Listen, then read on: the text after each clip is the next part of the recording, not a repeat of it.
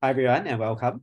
Today we'll be continuing the VALL-E discussion, otherwise known as the neural codec language models, zero-shot text-to-speech synthesizers. So this is an effort by Microsoft that tries to, given a 3-second prompt, an audio prompt, try to reconstruct the person's voice in any text that you want to input. So basically it can mimic that person's voice.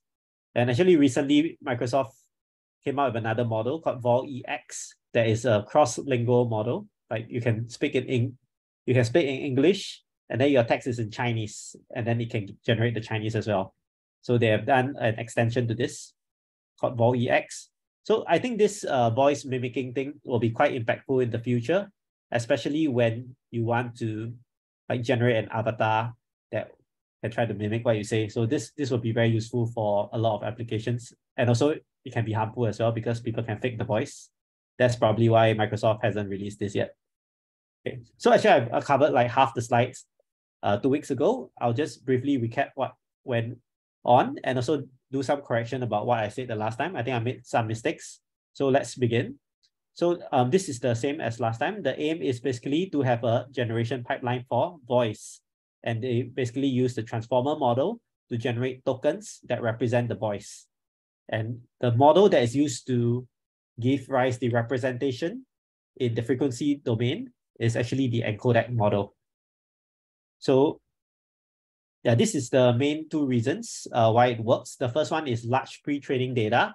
And I believe this is something that is very important because in the previous state-of-the-art works like your TTS, your text-to-speech synthesis, they only train on like one of the data sets. I think it's NCTK data set, which basically is quite small, like 600 hours or so.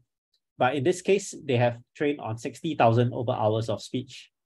Like other models like Whisper by OpenAI, they also train on a very large scale of data, like a few 100,000 hours.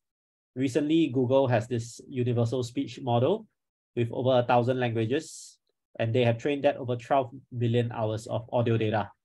So it's been shown quite recently, or not really recently, but in a lot of works that a large pre-training data actually helps the model learn better. It helps to learn the right representations.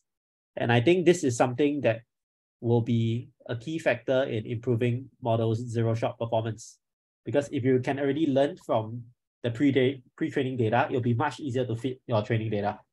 So this is one thing I believe the model, that's why the model works so well. The other thing is actually what we'll be focusing more on today is on how we represent the sound wave or how we represent information. So traditional pipelines, they use this thing called the MEL spectrogram, which is like trying to represent the waveform in frequencies. And the frequencies are the human audible frequencies. So this basically represents the key information that a human can actually hear from the sound wave. However, for the method that they are using, they actually use the Encodec model that can give you a discrete code. And the Encodec model can also map the discrete code back to the waveform. So it doesn't use the MEL spectrogram anymore. It just goes through the discrete code. But later on, as I will explain, the Encodec model actually also does learning in the frequency domain because of the loss functions. So it is sort of like conditioned on the loss function as conditioned on the frequency domain as well. However, it is not a hard constraint. It is using the loss function. So later we can discuss like, is the loss function better or is like having a hard constraint like doing a Fourier transform more better for this kind of domains like audio? So I made an amendment to this slide, so I just want to highlight again. So this is the time domain of a waveform, and it's very difficult to actually characterize this because in the time domain, you have like different frequencies of waves. You have this wave, and then you have another wave like that. So you add them together, you actually get a very messy signal here. Whereas if you go through the frequency domain, you actually only have like maybe two peaks because like if there's 2 frequencies, you have 2 peaks. It's cleaner in the frequency domain. That's why in audio, it's very natural to use the frequency domain to do your representation. Okay, but if you want to use a transformer kind of model to do next token prediction in the audio waveform, you cannot just use the frequency representation because it's not discrete. It's actually still continuous. You have an amplitude here, And you have your frequencies over here, which are all continuous. So you kind of need to make sure that you can express this kind of information in the form of discrete tokens. So I guess if you don't use models like Encodec, you can probably discretize your amplitude space and your frequency space. And then you can come up with tokens based on the kind of like discretization that you have. That's one way you can discretize your continuous domain space. Okay, however, in the work that they use here, they did away with like direct frequency space conversion. What they do is like from a sound wave of like, for example, minus 0.1, 0.3, 0.2, minus 0.5, and so on. So like a sound wave of different amplitudes. Like over here is like that, like that, like that, like that. Yeah. So like this is basically like the time and amplitude. So a sound wave of like that, this is like the 0 point. Yeah. Yeah, a sound wave like that, you can actually represent it in some embedding space. And this embedding space will be like in a few tokens like this, 2, 3, 4, 5, 6, 7, 102, or 103, or 102. Yeah, something like that. You can represent it in a hidden domain like that. And what this embedding space refers to will be basically like what are the kind of it's actually mappable, I guess, to the frequency representation, but these are just like tokens to represent the characteristics of your waveform. And the way that this is done, actually, this is done in the time domain. So the longer your waveform, right, the more tokens you have here. And just one waveform, just one token like that may not be sufficient to express the full dynamics of that particular part of the waveform. Like maybe this token here can represent the first. I mean, I did an experiment, it's about 350 frames. So every 350 frames of your audio here is corresponding to one token here in the like 24 Hertz model of the Encodec model. So like you can represent like about 350 frames of information all in one token. And then this token here actually may not be representative enough of your 350 frames of information. So what they actually did is instead of having only one kind of vector, you also have another kind of vector at the bottom.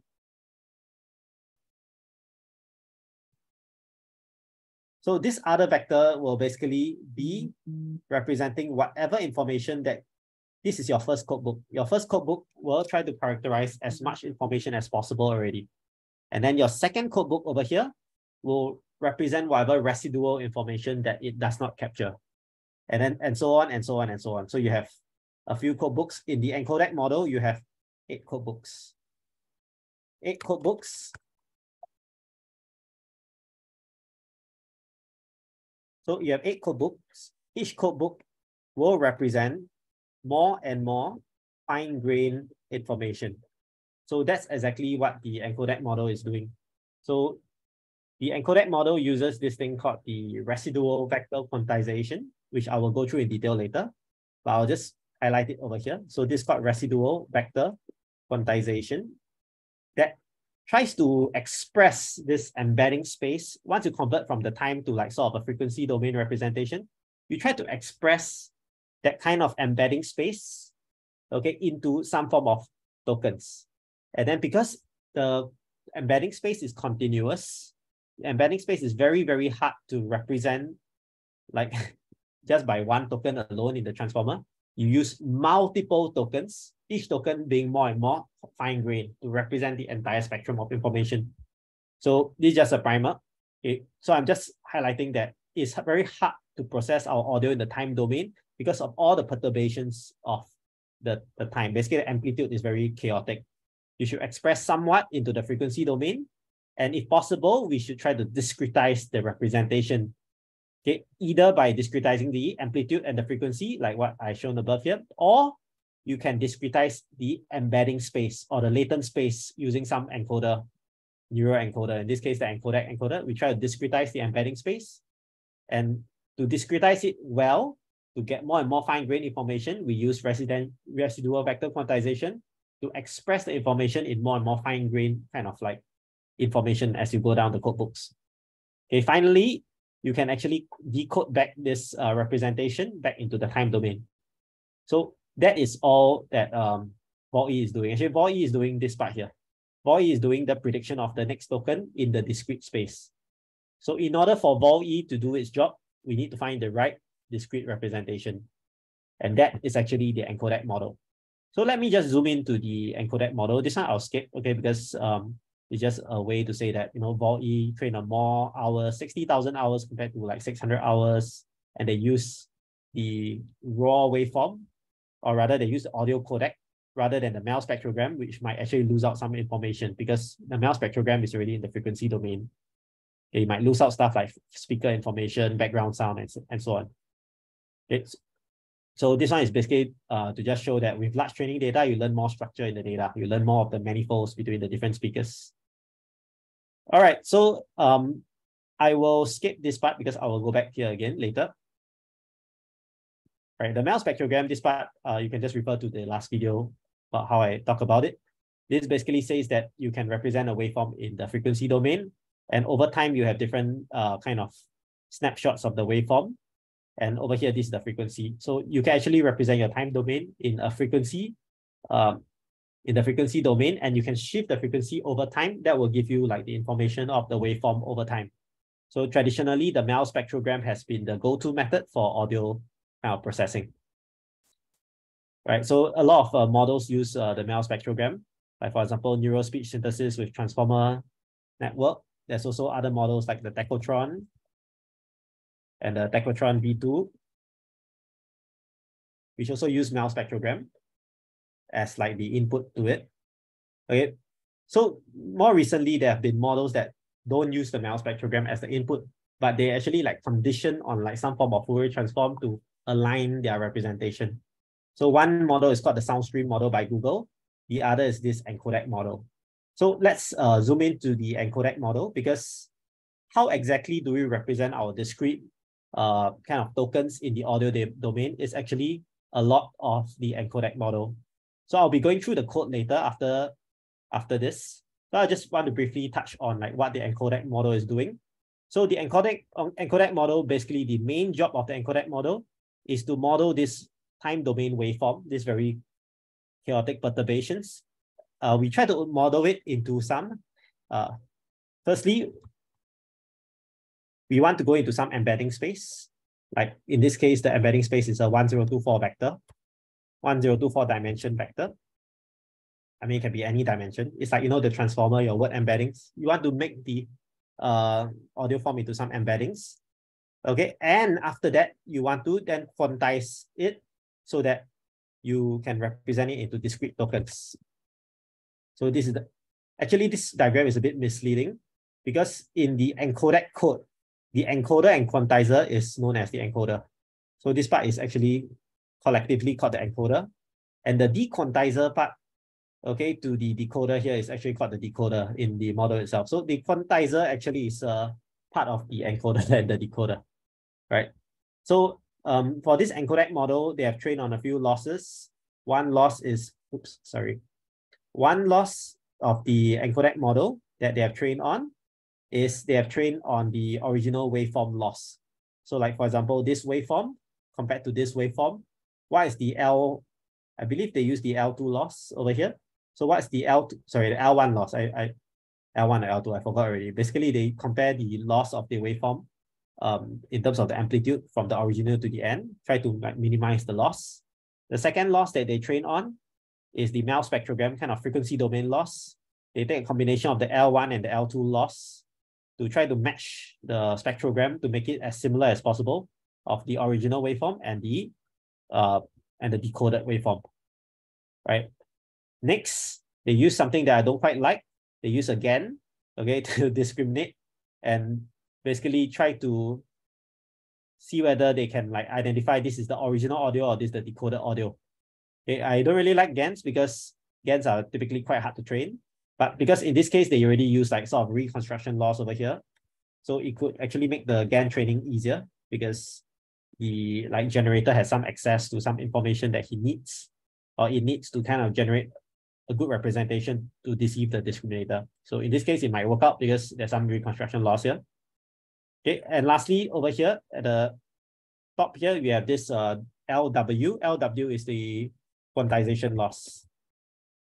So the quantization loss basically means like how much of information is not represented by your discretization.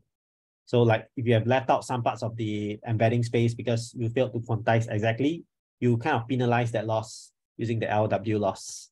And over here, there's some encode. This transformer here is not the next token predictor. Okay, we had a bit of confusion of this in the last 2 weeks. Okay, this transformer here is actually the transformer that is used in order to kind of compress the code even further. So the use of the transformer is like that. Like let's say you have a series of tokens like A, B, C, D, E, E, F, or something like that. Then your transformer here would then try to make the tokens become like this. I mean, it's somewhat like a compression by using fewer and fewer tokens to express something earlier. And then like over here, they actually use some form of loss. Okay, it's some mutual information loss to try to like make the representation as concise as possible. So the transformer here is just a way to do a lossless compression of tokens. So we have one question about the transformer. Is there something along the lines of mixing in the transformer? Because there is dot product attention, right? I mean, between all pairwise combinations of A to F. So is it doing some kind of mixing of tokens or? Yeah, so according to what I know, because I look at the code, I couldn't find the code for the transformer in the encodec. They removed the transformer part. But what I could like deduce from the paper of encodec is that this transformer is a way to compress the like token sequence.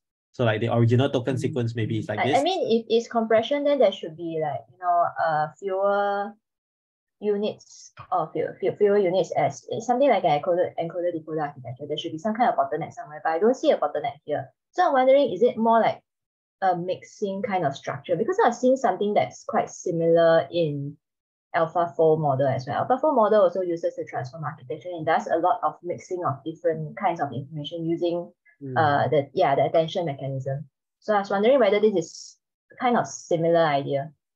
Maybe because there's some form of mutual information between the code books as well.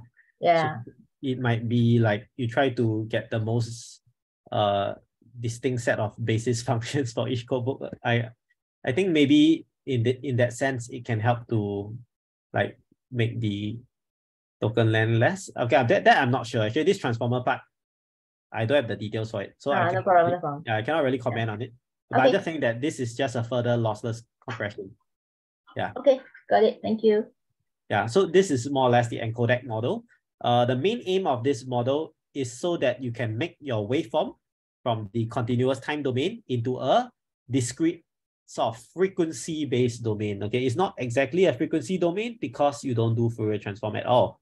We are just using some COM1D blocks and multiple residual layers. Okay, another COM1D block. This is actually an LSTM. Yeah, so if you are interested in this encoder and decoder model, I went to find out more about this. They actually use this thing called the oh no, I forgot the name, but basically it's a CNet. Yeah, SEA net.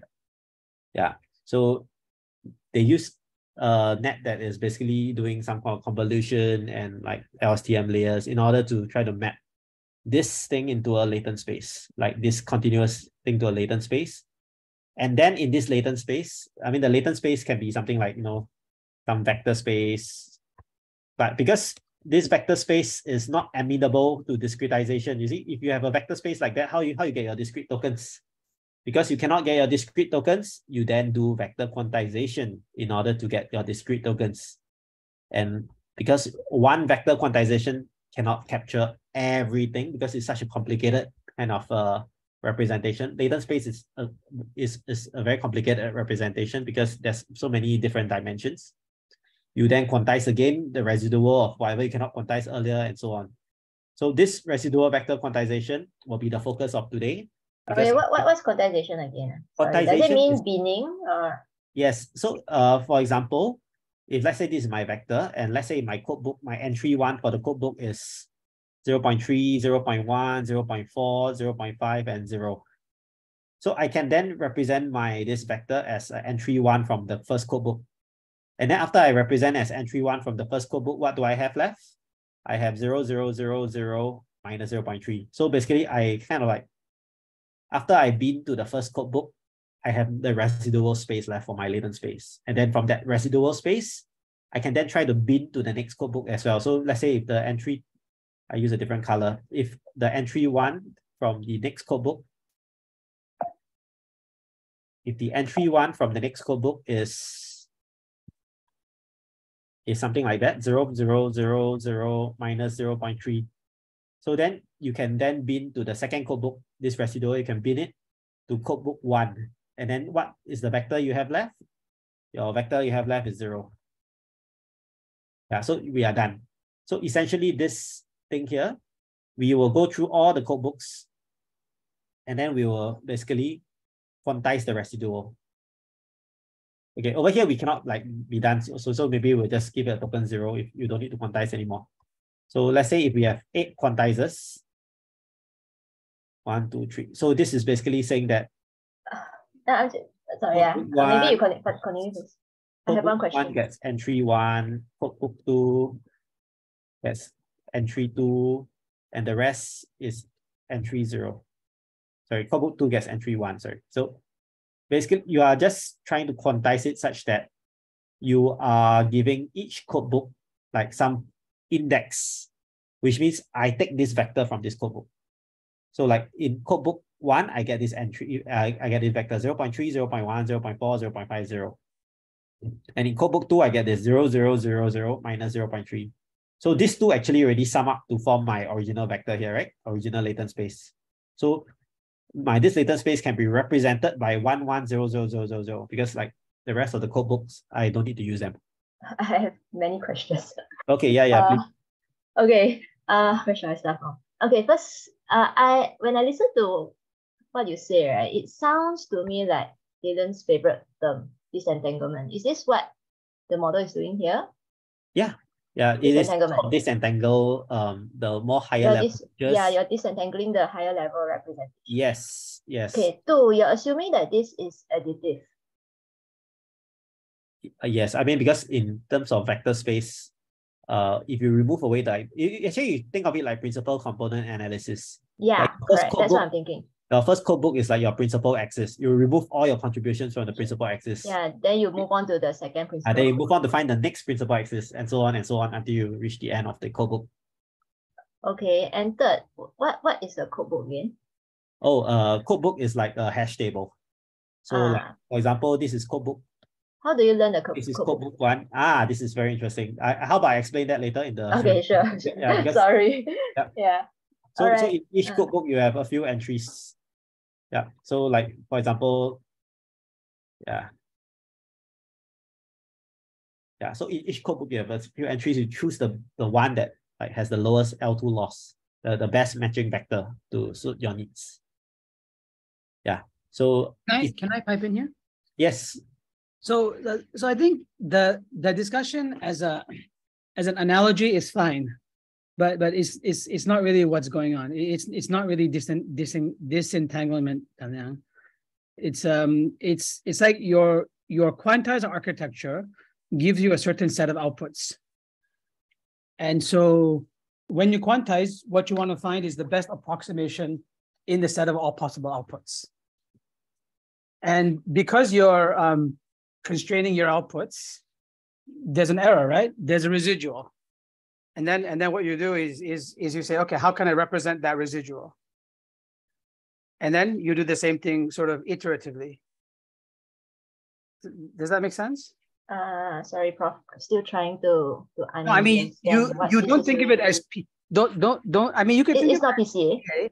I mean, it's not, but you can think of it as so what a quantizer does is it essentially says, I'm going to have a fixed number of bins.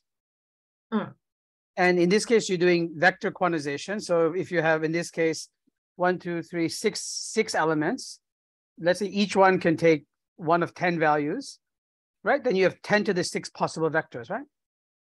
And so given your input, you're going to find the best approximation. Now you actually have to decide based on the quantizer what your distance metric is. Okay, but put that aside. Assuming you have some distance metric, you find the best approximation in these 10 to the 6 vectors to your input, and your input is some arbitrary speech waveform. But your input can be a mix of different, what you call it, quantizers, codebooks. They're mixture of your signals, input is speech. Your input is speech. Okay, no, so actually, Prof, the input is this embedding space actually. This no, I'm talking about the input to the whole thing. Yeah. Oh yeah, the input, the whole thing is the speech waveform. Yeah, is one speech waveform, and then and I guess this encoder puts it into some embedding space. So it takes that, it puts it into some embedding space. So there's some approximation that's happening there as well, right? But arguably, is that embedding space very rich, Changmin? The embedding space here is actually based on whatever that you use for the trading. So I would say the embedding space is 1024 dimensions. Usually. Yeah, but it's very rich, right? Each of the elements can be real numbers. It's very rich because it's all continuous. Yeah, so you could just think of the encoder as just think of it just as a representation. Oh, that part's fine. I'm just confused about the part where what's a quantizer again? And yeah, so you're not confused about the blue, it's about the purple, right? Yes. Yeah, so that's what I said. So the input to the purple is, you can effectively think of it as your speech waveform. Fine, it's put in some embedding space, in some latent space, but it's essentially your speech waveform. Yeah, maybe let me explain this part. So let's say this is my embedding space. So Tanya, you're okay with embedding space, right? It's like embedding kind of thing for. So in the embedding space, actually it's 1024 dimension, but I just draw 5 dimensions because I'm having trouble to draw all. That's fine. Yep. So so over here, what you will do is you then quantize it to like codebook 1, codebook 0. No, what I mean, I'm confused because I have no idea what all this means. Yeah, like, what's a quantizer? What's a codebook? Yeah. What are you trying to do here? So maybe I can leave that to later. I have 2 slides for residual vector quantization. I just talked about it briefly here. Actually, Changmin, I just had one more thing to say. Yeah, please go ahead. I was just going to finish what's a quantizer. So essentially, a quantizer reduces the amount of, let's say, richness in the data. So it's what you said before. It's like binning. So each of the elements, instead of, for example, being a real number, might be a number between 0 and 255, right? So it'd be like 8 bits. So it reduces resolution, but for sound. Can I think of it that way? Yeah, exactly. So quantization reduces resolution. The benefit of quantization is you have less data to store. So for example, when you store data on a computer, when you store music files on a computer, they're quantized. Otherwise, you would need an infinite amount of storage space, right? Because the real numbers are uncountable. So if you actually want to store the real number, you need even to store one real number, you need infinite amount of storage. So we quantize it to reduce the resolution. Yeah, okay. And here, so quantization is that. Vector quantization means there's a vector here. And then this residual just means that you find the best quantization of one vector. And then, but there's an error, right? Because you're approximating, right? And I guess what Changmin is going to explain later is that you can have a second level. Yes. Okay, I'm going to now quantize the residual because the residual also is a real number. So you're going to quantize that. And then you say, okay, now I can reconstruct from these two. Well, okay, that's still not exact. What's the residual from that? And so on. And you can do this depending on the design of your system, how many levels you have. Yeah. I see. So this is in fact I'm going to keep quiet now. Go ahead. It is information compression in a sense, but you're using the quantizer to take the most useful information, right? And you're trying to choose which quantizer is the best. You actually use all vectors. So in order to reconstruct your code, your first one, you multiply by whatever that you have chosen. Let's say your first entry in the codebook is this. You just basically add up. Okay, and what's a codebook again? A codebook contains a whole table of vectors, a dictionary of vectors. And then basically you're just choosing, imagine you are like choosing the best fit to your data. Like you choose the right vector from each codebook. So like you go through codebook 1, you choose the closest fit vector. Then whatever that you have remaining, you try to fit it to the next codebook. and so on until you reach the last codebook. So for example, if I'm able to fit my data with the first two codebooks, like over here, you see, you look at this vector here. This is vector 1 from codebook. This is the first vector, entry 1 from codebook 1. And this is vector 1 from codebook 2. So these two codebooks, if you add them together, these two entries, do you realize you get back the exact match of your original embedding space? Yeah, correct. So that means the rest of the part here, there's no more residual left. It means I can just ignore the rest of then you can stop here, in a sense. Right. So if you haven't yet, you just keep going to the next level and the next level, and so on until you get the most fine-grained representation you can ever get for your entire latent space. So it's like an iterative approach to keep quantizing the residuals until you get an approximation that you're happy with. Yes. Okay, Actually, I have some analogies later I want to give, but I don't want to go in too deep now because there's some slides there. Okay. But right now, what I want to do is I want to show you the code for the encodec.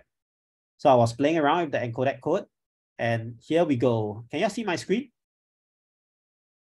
Yep.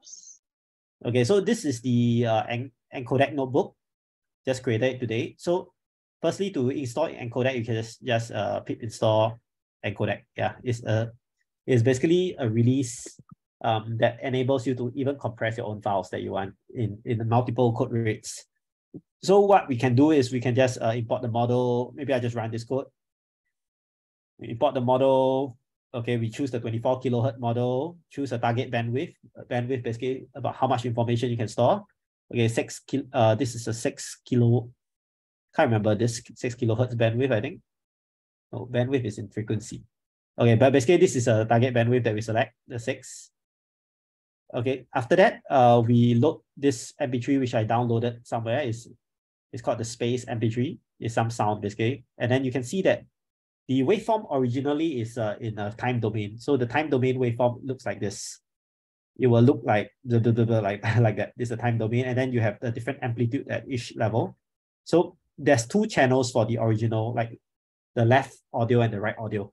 And then there's a total of 1590912 frames. All right. So what we want to do is the original sample rate is 44100. So we want to actually make the sample rate to be 24000 because the model is a 24 kilohertz model. So if we do some conversion, let me just show you. You have 1590912. Okay, divide by 44100. What do you get? You get 36.075, which is actually the number of seconds that we have in the space MP3. So the space MP3 is about 36 seconds. Okay, so if we multiply by the new sample rate, 24,000, what we'll get is we'll get about 865,802 frames, which is around here, 865,803 frames. So basically, we are trying to sample it. So original sample rate is 44.1 kilohertz. What we want to do is we want to resample it into 24 kilohertz. And by resampling it, actually you are sort of like making the waveform even more compressed, like that. It's like half the waveform. So this is 24 kilohertz. So we only go to compress it like that because the model requires an input waveform of this kind of sampling frequency. All right. So this part here all clear. And basically we just do like a mean of the 2 channels to get 1 channel. Okay, this is all done using the convert audio function in Torch Audio. So Torch Audio actually is quite cool. It has a lot of utility functions to process waveforms or audio waveforms. Okay, so what we will do next is we will then run the encode function for the encodec. Okay, finally, we have the final waveform of this shape, okay, which is 11865,803. We just add a batch dimension to it because usually in this encoding kind of scheme, you can do it in batches. But over here, we only have 1 batch, okay? The batch size of 1. All right, so we encode the model. Encoded frames will give us what we want. Okay, so encoded frames will give us the residual vector quantization of whatever we have. So remember, this is my original audio, 11865,803. That's 865,803 frames. Let's take a look at how we quantize it. So if you look at this is the codes. Okay, codes is like, you just take the encoded frame and you concatenate them together. But you can also like look at the encoded frames dimension. So you can see this is the shape 1,8,2706. So let me just highlight something. All right. So here the 1 is because of the batch size of 1. Okay, 8 is the number of code books. So earlier on, we were talking about doing residual vector quantization. We quantize into 8 different code books.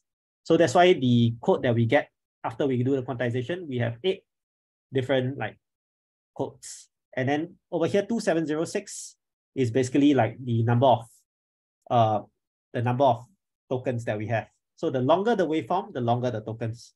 So let's just take a look at what are the codes available.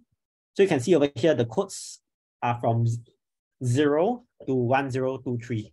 Basically, there's 1024 different codebook entries in each codebook. Okay, in each codebook. So this is my codebook. In each codebook, we have an index. And this index is like index 0, index 1 until index 1024 or 1023. And then what we'll have is at each codebook, we'll have some vector.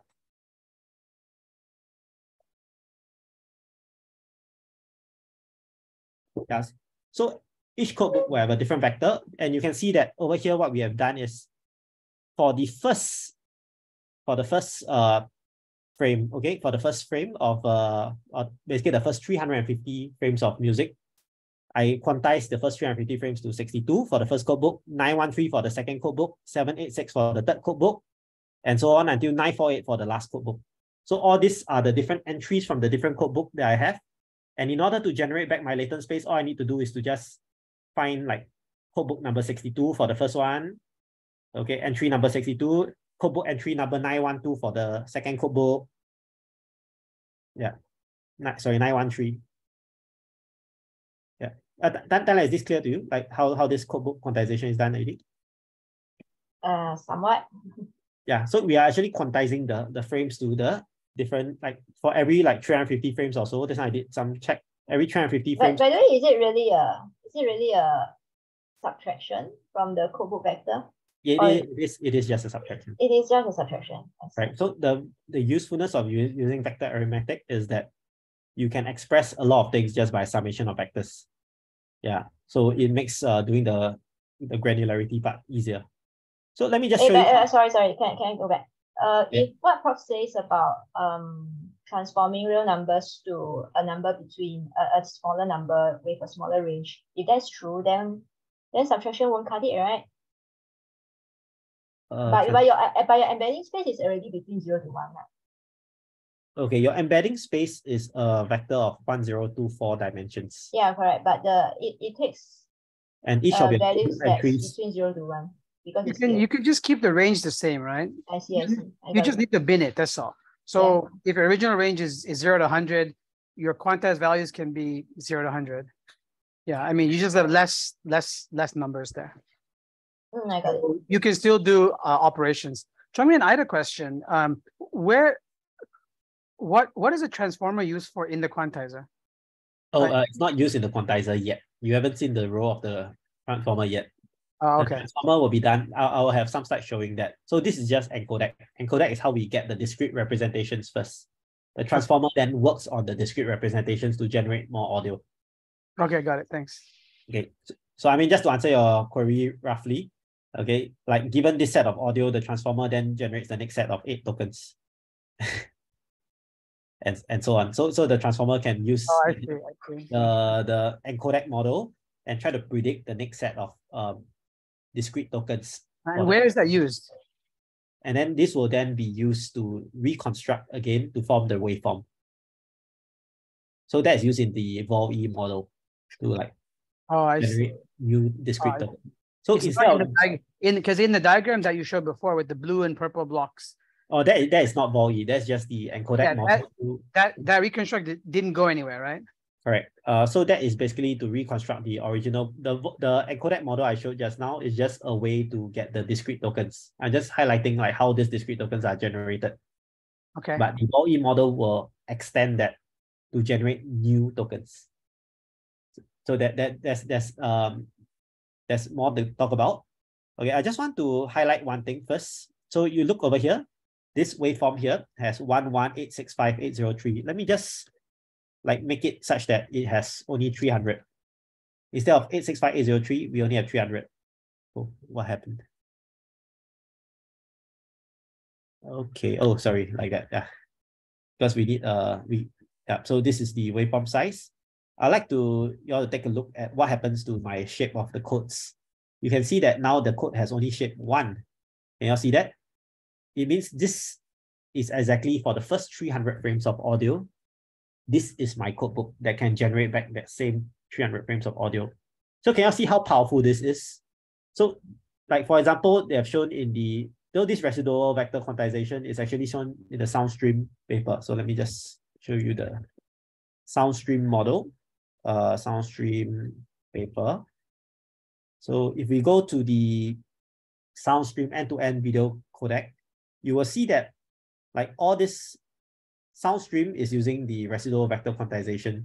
So in terms of like, okay, here don't, but there's one example whereby they have a 64 kilobits per second source, and the SoundStream or the residual vector quantization with only 6 kilobits per second can regenerate audio as good as like an MP3 file with like 24 kilobits per second. I believe it's in the paper. So I mean, if we look at the SoundStream paper, let's just, since we are here, we just take a look. So it's actually quite cool because like they can generate stuff that is almost as good as like MP3 or something with much fewer bit rate. Yeah, I can't remember where I saw it, but it's definitely somewhere. Yeah, so the main idea is that you see we can compress 300 frames of information into just 8 numbers. Can you imagine that? 300 frames of time domain compressed into this set of 8 numbers. And that is quite remarkable. So, I mean, we will ask ourselves this question, like, how can we represent all that 300 frames of audio all in just these 8 numbers? Surely we must be missing some information, right? And actually the answer is, yes, we are missing some information, but the information is actually stored in the code books. So the code books are like some form of external memory. You reference that external memory and you don't have to transmit that much information anymore. As long as you share the same code books between your encoder and your decoder, you can transmit only these tokens here, the 100, 110. You can transmit this very, very little information, and you can reconstruct the 300 frames of audio. So can you see the power of this? 300 frames of audio like that. I can just show you how the 300 frames of audio look like. So if we look here. So this is the power of encodec. So this is the, okay, did I miss out something? Okay, here, the first 300 frames are all 0 frames. But the first 300 frames of information, all these 300 zeros can be compressed into this set of 8 numbers. All right, so that's how cool this is. So at first, yes, sorry, yeah, please go ahead. So if all your first 300 frames are 0, so why are, like, for different code books, they have different numbers? Oh, yeah, the different code books will have different ways of representing the 0 vector. Do they have the same size or different size? Because yeah. I heard it's for different granularities, right? Yeah, all of them have 1024 entries. So, but which entry correspond to the 0 vector is entirely learned by this clustering algorithm called k-means. So you have no control over which index is the 0 vector. So I believe all these index that you see here are all the 0 vector index. I see, but why they have the same size if they are for different granularities? Surely some don't need 1024. Yeah, all the different granularity is in terms of like what they model. So maybe I explain that later because I got some slides. Okay. So over here, I really just want to highlight that this is the power of it. And let me just, okay, in the interest of time, let's just speed through. All right, I just want you to hear how the decoded waveform sounds like. So let's just start again. Okay, so I do the entire, now I do the entire waveform. All right. And I just want to let you hear, like maybe hear the original audio. Let's hear the original audio. So this is the original audio.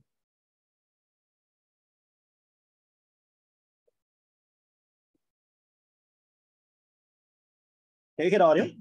No, we can't hear it. Sorry, can hear or cannot hear? I cannot hear. Oh, you cannot hear the audio. Okay, let me see whether I can share with audio. Hold on. Share screen, share sound.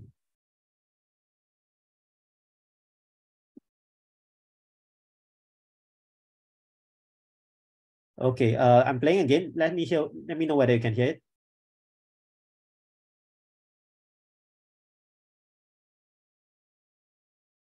Is it okay? No, cannot hear. Hi, can you hear me? I can hear you. I cannot hear the audio. Oh, okay. Something's wrong. Let me see whether I can fix it. Maybe what I need to do is to share the entire screen. Okay, let me just share the entire screen now. Can you see this now? Yeah. No, we still can't hear the sound. Show me, did you take the share sound option under Zoom? When you share your screen, there is an option at the bottom left corner called share sound. Did you try to take that option? Yeah, now I take share sound already. Let's try again. Okay, yep. Can you hear now, right? Yes.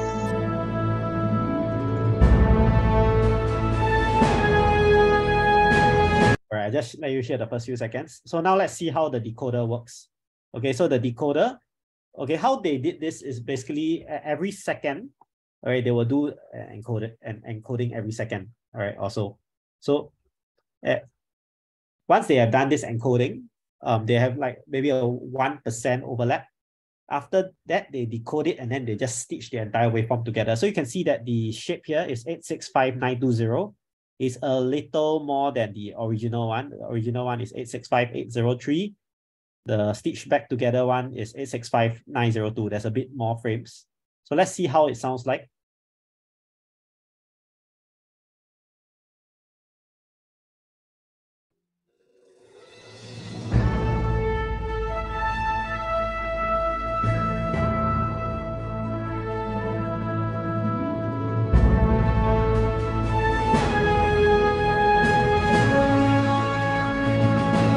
All right, how do you find it? How's the decoded audio?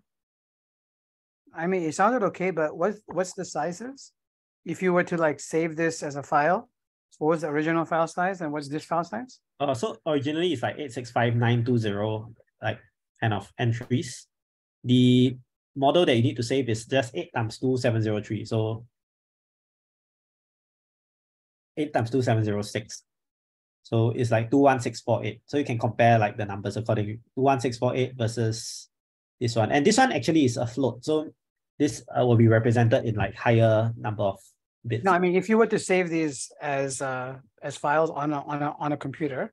Oh, you don't save the wave directly. You would save, if you want to kind of compress it, you would save this 21648 kind of numbers. No, I'm just saying, if you took the original file and then you took the decoded file, like RVQ and decoded, like encoder, decoder, what would the file size be? Like, or even take the encoded one, would it be smaller? Yes, much smaller. I mean, you can just take 21648 and then you compare with 865920. Is I think at least 400 times.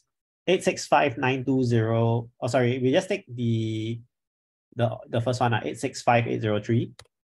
Yeah. Divided by this, so you can see the relative savings. Okay, we have about 40 times compression. Yeah, I think we have to be careful here. This compression is not magic. Yeah, this compression is because we have stored the information in the codebook.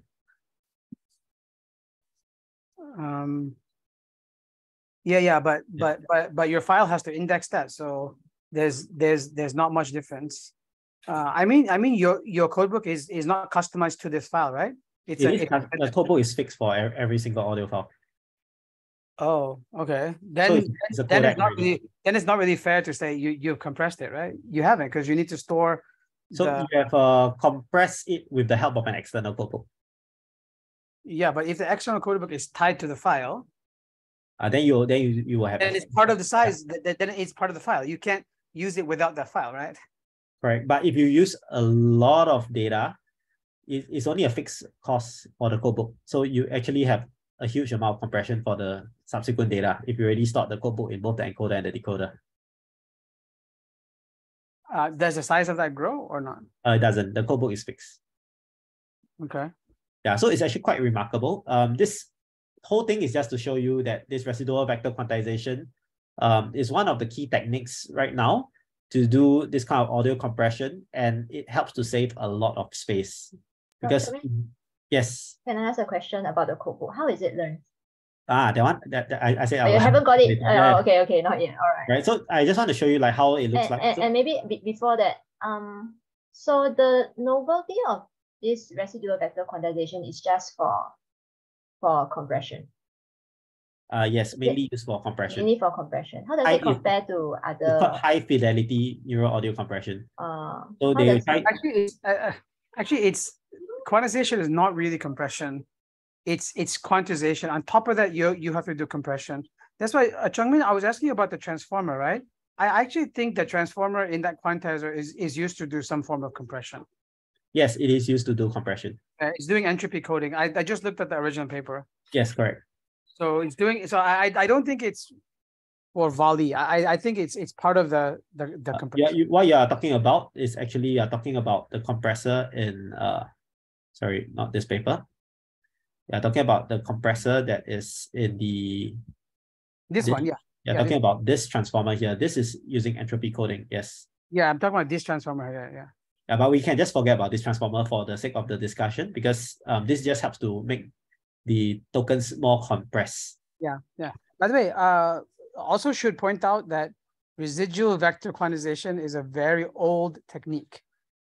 We talk about it as being key and novel and all this stuff, but just keep in mind it's been around for like 20, 30, 40 years. Yeah, actually, although it might be old, I only recently heard of it. Yeah, I'm just saying. So we have to know where things come from. That's a really important thing, that we may come across a new idea, but we need to understand the history. I understand. Yeah. Yeah. I really feel like the residual vector quantization is actually key to do a lot of hierarchical modeling. So I explain why later. Yeah, exactly. Yeah, I mean, but it's been recognized already. What I'm saying is this hierarchical modeling using RVQ is why it was developed in the very first place. Okay. Yeah. I mean, I didn't know. Yeah. Yeah, but I do think it's good. But it's good that should be used more. Yeah, I mean, it's good to understand it, how they're using it. But I think let's also keep in mind it has a history. Okay. Yeah. So I just want to show you how it looks like. So this is the original waveform, and this is like the spectrogram of the waveform. You can see that like it's very hard to tell like exactly what is doing what. So in order to like get more informative samples, you like split them up. Maybe like this is the first 5,000 samples of the audio, and then you can see the spectrogram is like that. Next 5,000 is like that, and spectrogram is like that. So you can actually get more informative information by splitting the audio into chunks. And then you can put these chunks through like the residual vector quantization to get this whole set of entries for the codebook. So any questions so far for this? I hope this notebook is clear. I'll be uploading this so you can like try it out on your own. Yeah, it's pretty cool, because when I got this to work, I actually copy and paste most of the code from Torch Audio and then some from Encodec. And when it first worked, I was quite happy because finally I understood how it works. Right, so let's go back to the slides, because I only have 1 hour left. So I probably need to like focus on the key idea now. So, right, this is VALL-E. So now let's just talk about how VALL-E works here. So VALL-E works by doing this. You have firstly some 3-second recording over here. Then you have some text you want to generate. So the text will be converted to phonemes so that it's easier for the model to generate, because like u, or this kind of phonemes, when you go through the speech, like it gets the kind of speech done properly. Of course, you need to cater for accents. So this part is probably the reason why accents didn't really work too well, because phonemes, different ways of saying the word might actually convert to different phonemes in different accents. Yeah, so if you use the same set of phonemes, your accent here will have some problem. So this is one of the factors that could be improved. Over here, once based on this phoneme over here, of course, the 3 seconds recording, it also comes with a set of phonemes also. So when you have this set of phonemes here that you want to encode, and then we give this as a prior. So this is like the prompt or the background. You can then generate speech in the form of that person. Okay, like that. Over here, all these blue color things that you see here, these are all your tokens. This is from the residual vector quantization. And then over here, the phoneme over here, you also have it in tokens, which is based on like, there's a phoneme encoder. Yeah, so these are all learned. All right, so let's move on. Okay, so this is the neural encodec model. So I think we already spent quite a lot of time talking about it, so I will just briefly go through. So we have a list of code words here, and all this is actually, the tokens here are through time. So actually what you need to focus on is just this set of 8 code words like that. Each of these 8 code words here represent one vector.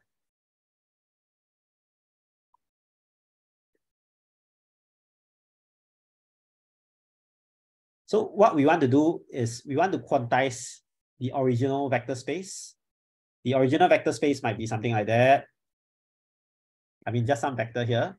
We want to quantize this original vector into a series of 8 different vectors. So stage 1 will have 1 vector, stage 2 another vector, and so on, such that the summation of all these 8 vectors here, okay, will give you as close a vector as possible to your original vector. So you are essentially decomposing your original vector into 8 different vectors, and you are selecting each vector from the codebook 1, okay, the residual you select from codebook 2, codebook 3, and so on until codebook 8. Right, so that is residual vector quantization, and this is the reason why we can express a very highly complex continuous embedding space like this into just a set of 8 numbers. And this is the beauty of residual vector quantization. If you just do only one vector, you will lose a lot of information. So let's just go through the diagram over here.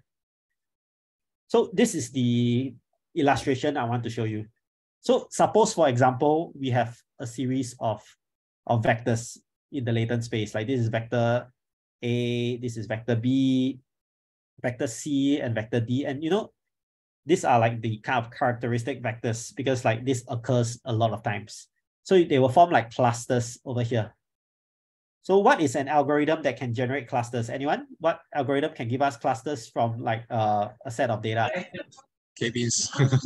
Yeah, K-means. Okay, this is one of the ways to get, I mean, there's of course other ways, but use K-means to generate some form of clusters. And the number of clusters we generate here is of course 1024 because we will have 1024 code words, right? Each of these clusters, the centroid of the cluster will be your code word. So this one will be your code word. So you have a total of 1024 centroids, okay?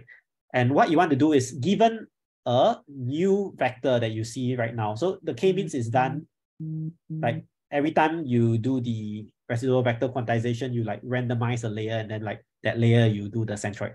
Yeah, so you just keep doing that until you get centroids for all layers. Right. So this needs a lot of data, right? Yeah, correct. So this part needs some time to train. Yeah, no, but this is lots and lots of data, right? Yes, that's why the lots of data helps a lot for getting this out. Right. So you have this vector over here. Okay, so if you want to quantize this vector, you do a greedy kind of quantization. So over here, this blue one, can anyone tell me where should you quantize this blue one to? A, B, C, or D? Like this blue vector here. If you want to minimize like the quantization loss, which one should you quantize to? Anyone? Say again, sorry. D, right? Yeah. So you quantize this vector to code word D or code word 4, all right? Or code word 3. I mean, depends on what number this code word is. But you see there's a vector here that is like left behind. So there's another vector here like that. This is my residual. So if we just only use one code word, your residual will be like all over the place. But we can then quantize again, use the same logic again. You can have different clusters. Now you have clusters A, B, C, D again, like that. Clusters A, clusters B, cluster C, and clusters D. Okay, so anyone can tell me if, let's say, the residual vector is this blue one again. This is the blue residual vector. Anyone can tell me which cluster is it closest to? C. Yeah, is C, correct. Xiaomi, can I ask a question about whether the problem of curse of dimensionality applies here? Because your dimension is 1024, right? Yes. Yeah, so is the distance measurement accurate? Of course, the curse of dimensionality will apply here. So here we use an L2 distance, which might mean that we penalize a lot for the largest dimension, the largest difference in any dimension. I don't understand your question. Oh, why would the distances not be accurate? No, I was just wondering because so you know, curse of dimensionality happens when you have a lot of dimensions, right? And then the distance. Actually, hang on, sorry. People throw around this word. What does that mean? The curse of dimensionality? Yeah. So when there are a lot of dimensions, the distance measurement for Euclidean is not very accurate. Well, that doesn't make any sense to me. If you're in Euclidean space, no matter how many dimensions you're in, the distance is a distance. There's no issue of accuracy or not accuracy. I think what Tan Liang probably meant is that with a higher number of dimensions, the distance space will be very influenced by a lot more parts. I mean, like in 2D space or 3D space, like you can compare, it's much harder to get the accurate distance. No, that really doesn't make any sense to me. What are you guys saying? Sorry, I mean, this is just really strange to me. It's like a completely different language. We just throw around the words curse of dimensionality. Maybe I think what this means is, like, if you, let's say, talk about 2D space, it's easier to match vectors together in a ring. But if you have more dimensions, it'll be harder to like form in that sphere or in the hypersphere. No, the curse of dimensionality is your computational complexity grows with dimension. Has nothing to do with distance. I think I could try to find a source on that, but I remember. I think there's a very intuitive example. You want to fit a ball in a square. You think of 1D, 2D, and 3D. You realize that as the dimension increase, right, the empty space get a lot more and more and more. So that's one phenomenon of the curse of dimensionality as you increase the dimension. So there's some again we throw around this word curse of dimensionality. Where's the curse there? This is a fact of math. What you described, I guess, who am I talking to? Tseyu? This is a fact of math. Where's the curse? Curse is something bad, right? So what's bad? Bad is actually the curse of dimensionality has to do with the fact that complexity grows sometimes exponentially as a function of dimension. Yes. I think this term encompasses a lot of issues, but here specifically, the example I'm given, maybe it's still not very accurate, but in the context of doing sampling, that's an issue, because for the same region, actually you do sampling, you realize like you have more empty space. If you think of it as a Gaussian, right, then the ball is like some standard deviation away from the mean. You realize that it's harder and harder to do sampling in high dimensional space. So maybe, yeah, in that sense, you need more sample, then your complexity increase. But I agree that maybe it's still not very intuitive to talk about the distance. Yeah. Maybe let's not call it the curse of dimensionality. We just talk about it'll be harder to form representative clusters, because like in high dimensional space, like your data points might exist like all in separate zones. Whereas like if you compress down to 2D, like, you know, when you do PCA, you compress down to some smaller dimensions, it can be easier to form clusters. But you know, I think you guys have wrong. If you're doing k-means, the problem is not there, right? Because k-means partitions the space. Yeah, I also think so. Like we have 1024 cluster doesn't mean we have the same number of dimension, right? I don't understand that part. Yeah, I mean, just so I think there are no holes. Well, anyway, okay. I think we're like we've digressed a bit. So back to you, Dan Liang. You were asking a question. Oh, so no. I'm a bit confused because there are 1024 clusters or there are 1024 dimensions? There's 1024 clusters and 1024 dimensions. I mean, the dimensions and clusters are arbitrary. You can just use as many dimensions and clusters as you want. So the more dimensions you use, like the more dimensions in your embedding space, the more expressive it is. And also the more clusters you use, the more number of code words you have, the more you can the more you can sort of like characterize your vector. So it's up to you how much you want to do it. But over here we just use 1024 for both. That's an architectural choice. Yeah, you can choose numbers if you want to. I see. I think that is right. So it doesn't matter here because you have 1024 clusters anyway. So you are going to find the distance between your vector to the nearest cluster. So correct. You will always have a nearest cluster. Yeah, you will always have one. Yeah, but what I agree with you, Ta Liang, is that the clusters might be very sparse. And very hard to like in a lower dimension. You cannot visualize it in high space. Yeah, lower dimension is easier to group things together, but higher dimensions maybe it's harder. But in K-means, you will still be able to group. It's just that the group can be like in a high dimensional group. Yeah. You'll still be able to group regardless of the dimensions. Yeah. Got it. Okay, so one thing I'd like to point out here is that you can see that this is the coarse grain to fine grain effect. So the codebook one is a coarse grain, which is like talking about the more macro level features, and the codebook 2 will be the fine grain. So let me just illustrate this in an example. Okay, or maybe not here. Let's just use this slide for the example. Let's say you have this wave like that, plus another wave like that as your input domain, okay? So if your input domain consists of these two, what you will get is you will get something like this, right? You get a higher frequency wave following the low frequency wave. So this low frequency wave here is your coarse grain information. And this one is your fine grain information. So it's actually very similar to what Rohan was talking about last time in our group meeting, is that like you learn the coarse grain feature, the low frequency features first. Because what will happen is when someone looks at this, like when a human looks at this or something, what we'll do is we'll point out the biggest like describer of the data, which is this. We'll point out this thing will describe first. So this is like your codebook 1. I'm just giving an analogy. After that, what we are left with this thing here, which we will then use like the next level to process, so you get your codebook 2. So essentially you can describe your entire waveform, okay, in terms of this big frequency first, followed by the small frequency. So this is, I think one of the beauties of this residual vector quantization is you can then characterize things at different scales, from the more macro to the more micro. And you can do this without scaling up exponentially.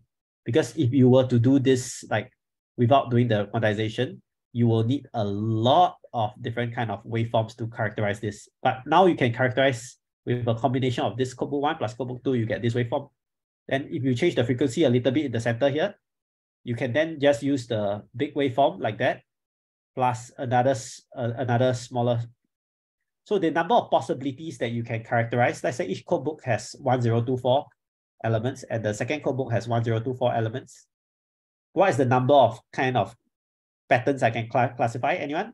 If I have 2 codebooks, each codebook have 1024 entries, how many different kind of phenomena can I classify using these 2 codebooks? Okay, I'll just pause a while. Square. Yes, correct. It's 1024 times 1024. So imagine you have 8 codebooks. You can classify 1024 to the power of 8 different phenomena, which is exponential increase. So this helps to do some form of compositionality. You can represent a lot more data with very few few entries. Sorry, I think someone was trying to ask a question just now. Anyone want to ask something? Yeah, I wanted to say that what you're describing is just like it's just Fourier analysis or discrete cosine transform. I think there's a lot of concepts being bandied around. I think be very careful, guys. This is what you described, Changmei, it's just a Fourier decomposition, right? There's nothing special about it. I mean, it might be nothing special, but I think people. I know, and this is not RVQ. This is not RVQ. RVQ doesn't use frequency, or it need not use the frequency transform. The other thing you mentioned that 1024 to the 8th is big, but actually, don't you see that the number of possible inputs are even bigger? Yeah, I mean, I'm not talking about the input space here. I'm just talking about no. I mean, here. So the representation ability is this. You say this is big, but the possible things to represent are even bigger. Then just use more codebooks. So but then you're not getting anything. Then there's no benefit to this. Then it's not compression, right? Yeah, I think, Prof, you have to disentangle. I think the real point is idea from the Fourier transform stuff that you already know, because I'm trying to link it with something else now. Yeah, those are kind of disentangle from earlier ideas. Yeah. All right, let me just say one last thing. I think the point is, when we look at what type of things we're trying to represent, they actually live on a much smaller manifold than maybe the set of all possible inputs. And that's what, just like in computer vision, right? We talk about the set of natural images lying on a, kind of a smaller dimension manifold than the set of all possible pixel inputs. I think it's the same thing here. The set of all possible things that humans are going to generate and try to classify and regenerate and all that, human speech, human music, all that lives on a very small manifold, which is why you're able to do stuff like this. Because if you look at the set of all possible inputs, it's called the pigeonhole principle, right? There's really no free lunch. You can't say I'm gonna represent all possible inputs and then do data compression. I mean, logic dictates you cannot do that, right? If the set of all possible inputs has a certain cardinality, then the number of possible outputs here is going to have to match it. Otherwise, by the pigeonhole principle, you cannot represent everything. So the reason this works, again, is not magic. It's because there's a premise that the things we want to represent live on a smaller manifold, and maybe this architecture happens to throw you onto that manifold. Yeah. So actually, the manifold you are talking about can be like the representative clusters that we find at each codebook. So that can be like the small manifold that we are talking about. Yeah, but I mean, we're training it on data. That's where it's learning what to represent. Right. So actually, that's the drawback also for this model, because if your data doesn't comprise of whatever you want to hear, you might have a hard time doing the representation later. Yeah, because if you feed in white noise, for example, if all your samples are just samples of white noise, I pretty much guarantee you all this thing will generate is white noise. It will not work on natural music. I agree. Yeah. So this is the problem of not having any bias in your data. So whatever the model learns will be just from the data. Sorry, not having any bias in the model. Like whatever your model will learn is just the representation will just be from the data. So you better make sure your data is representative of what you want. Yeah, I find this is very interesting because like all this codebook reminds me of the kind of memory that I want to create with my external systems. And this memory is actually learned from the data. So it kind of mimics like what I would like to try to create is we want to create a system whereby we can generate representations, hierarchical representations of the world using whatever we see. Maybe you can do reconstruction laws like this. And using this hierarchical representation, you can then use to characterize other things you see in your life. So, sorry, this is a bit digression here, but let me just say like why I like this idea so much is because like, when we are born like from babies to about 2-3 years old, you have no memory, no long-term memory. And after that, then you start to have memory about the world. And this is my hypothesis. My hypothesis is that you need some time to form representations. And then after that, you can then use these representations to sort of like characterize whatever you see next. Yeah, so this is like the kind of thing that excites me because this form of residual vector quantization has a lot of links to memory because like the codebook is memory, okay, in that sense, because you choose the right vectors. And then if you can find the right representations of your codebook itself, you can then use it to like identify a lot of other things you see in your life, provided that is like similar to what you have learned in the first few like years or what you have learned in the pre-training phase. So yeah, that's why this kind of excites me. And I think there's quite a lot of although this is old idea, but I think there's quite a lot of novelty in pursuing something like this because you can represent a lot of things just with a few set of codebooks because of the way you multiply the number of possibilities at each level. Yeah, and the beauty of this is you can also learn the right manifold if your data is correct. So yeah, Prof, you have anything else you want to add for this? Because I think you have more experience in this. No. I think what you described is really good. I like that you connect it to memory and so on. Yeah, I mean, my only overall comment is, it reminds me of an old Chinese saying. Many of you probably know this. It's one of these idioms. It's called 因学思源. Do people know that? Yeah. So I just feel like a lot of modern research doesn't understand the past. And I think, I'm not saying ideas, like people shouldn't work on ideas and stuff, but remember the past. And perhaps you can even learn from the past. Yeah, so just keep that in mind. That's all. Like a lot of the ideas you mentioned here are excellent, and I'm glad you're going through and exposing them, because I think people may have forgotten it. But I'd also like to, yeah? I really like this idea. After I learned it, I really like it. Yeah. So whoever invented it, great work for whoever invented it. Yeah, but what you might learn actually is, if you go back and see how other people have used it, it might give you ideas that even the current people, like the 2021, 2022 people, don't know about. Yeah, like I find some of these old papers actually really enlightening. Indeed. But thank you. I think this is great. All right. So before we move on to like what exactly VALL-E does, I'd like to go. So that's now whatever I said about the coarse grain and the fine grain is just an analogy. Of course, that's not representative of the latent space, but I hope it helps to like make things clearer. So I'm just going to give you one more example to make things even more clearer. Okay, so imagine you have a piano keyboard. I think I talked about this last time before. So your piano keyboard, I can't remember how many keys are there in each octave, maybe 13 keys. So imagine you have a piano keyboard with 4 octaves like that.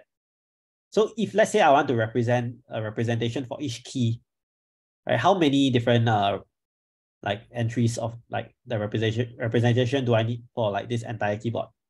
It will be 13 times 4, which is I think 52, right? Okay. However, if you were to classify it in a hierarchical way, you represent your first layer here as the octave itself. So like 1, 2, 3, 4, you're representing as the octave itself. Then after that, you represent the octave with 13 keys. So you just need a total of 4 plus 13. So you just need a total of 17 different representations. So the more hierarchical the structure of the world is, the less information you need if you adopt a hierarchical way to classify it. Because this 13 keys here can match to this octave here, it can match to this octave, it can match to this octave, and so on. You realize even the CNN architecture, the filter itself, can be viewed as some form of like mapping, because like in this filter, you then map to any kind of like input space, like because you do translational invariance, you map to any kind of input space here. You just need one set of filters like this representation here, because images pixels are hierarchical. You just need one set of input space here. You can map to like the larger set of input space. So the larger point here, you might just need to like specify like where the centers are for the filters, and then you can have the filter itself rather than like, specify all the weights for each and every square here. So by using this kind of like commonality, this is like CNNs, you can actually represent with fewer weights, like just the filter itself. You can represent a fewer weights, like all the entire representation you want. So I find this quite, this is actually linked to like bias, invariance, and so on. Yeah, so this is something that I think needs to be looked into, because if your world is hierarchical and you can represent things in hierarchical ways, like for example, this hierarchy of 13 keys appears for every single octave, you can actually represent a lot more using fewer data. And this is one of the beauties of this residual vector quantization. It can actually you don't have to specify this octave here. You can actually learn the octave using the characteristic k-means vector here. If your world is hierarchical, your first vector would already sort of like encompass the idea of an octave. Yeah, so you don't have to specify, oh, this is an octave, these are the keys. Yeah, so like you can automatically learn octave, you can learn keys. So I think Dylan was talking about this 2 weeks ago. He was saying that, can this learn part whole? And I would say the answer is yes. If you can represent the world in terms of like this kind of embedding spaces, and these embedding spaces can be like using k-means, you can get the most like characteristic vector. That's your like main part. And then you can get the subpart later. So it's something like part whole, because like this is your whole maybe, and then like down here will be a part. Yeah, and this is okay. Maybe it's not exactly accurate, because like you take the residual, you see, you don't really do the part of this whole. But if let's say your residual is like 1 octave here, then the residual here can actually represent the part as well. So this is not exactly part whole, but you know, if your data is like hierarchical, and then sometimes you generate the part, sometimes you generate the whole, probably you can do part whole. Yeah. So Dylan, you wanted to ask? Oh, okay. So anyway, let's just take a short 1 minute break here, because I kind of need to use the toilet for a while. Okay, let me just stop on this slide so you all can take a look at this slide first. I'll come back and explain it shortly. Okay, hang on for a while.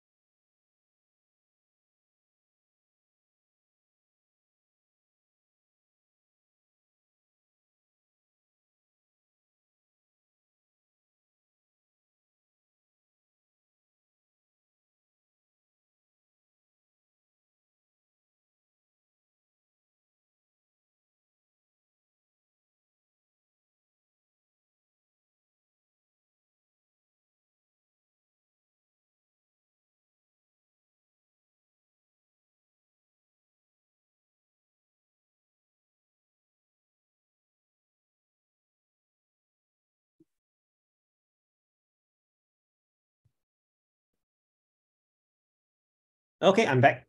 All right, so this is the part where VALL-E comes in. All right, so earlier on we talked about all the residual vector quantization and so on.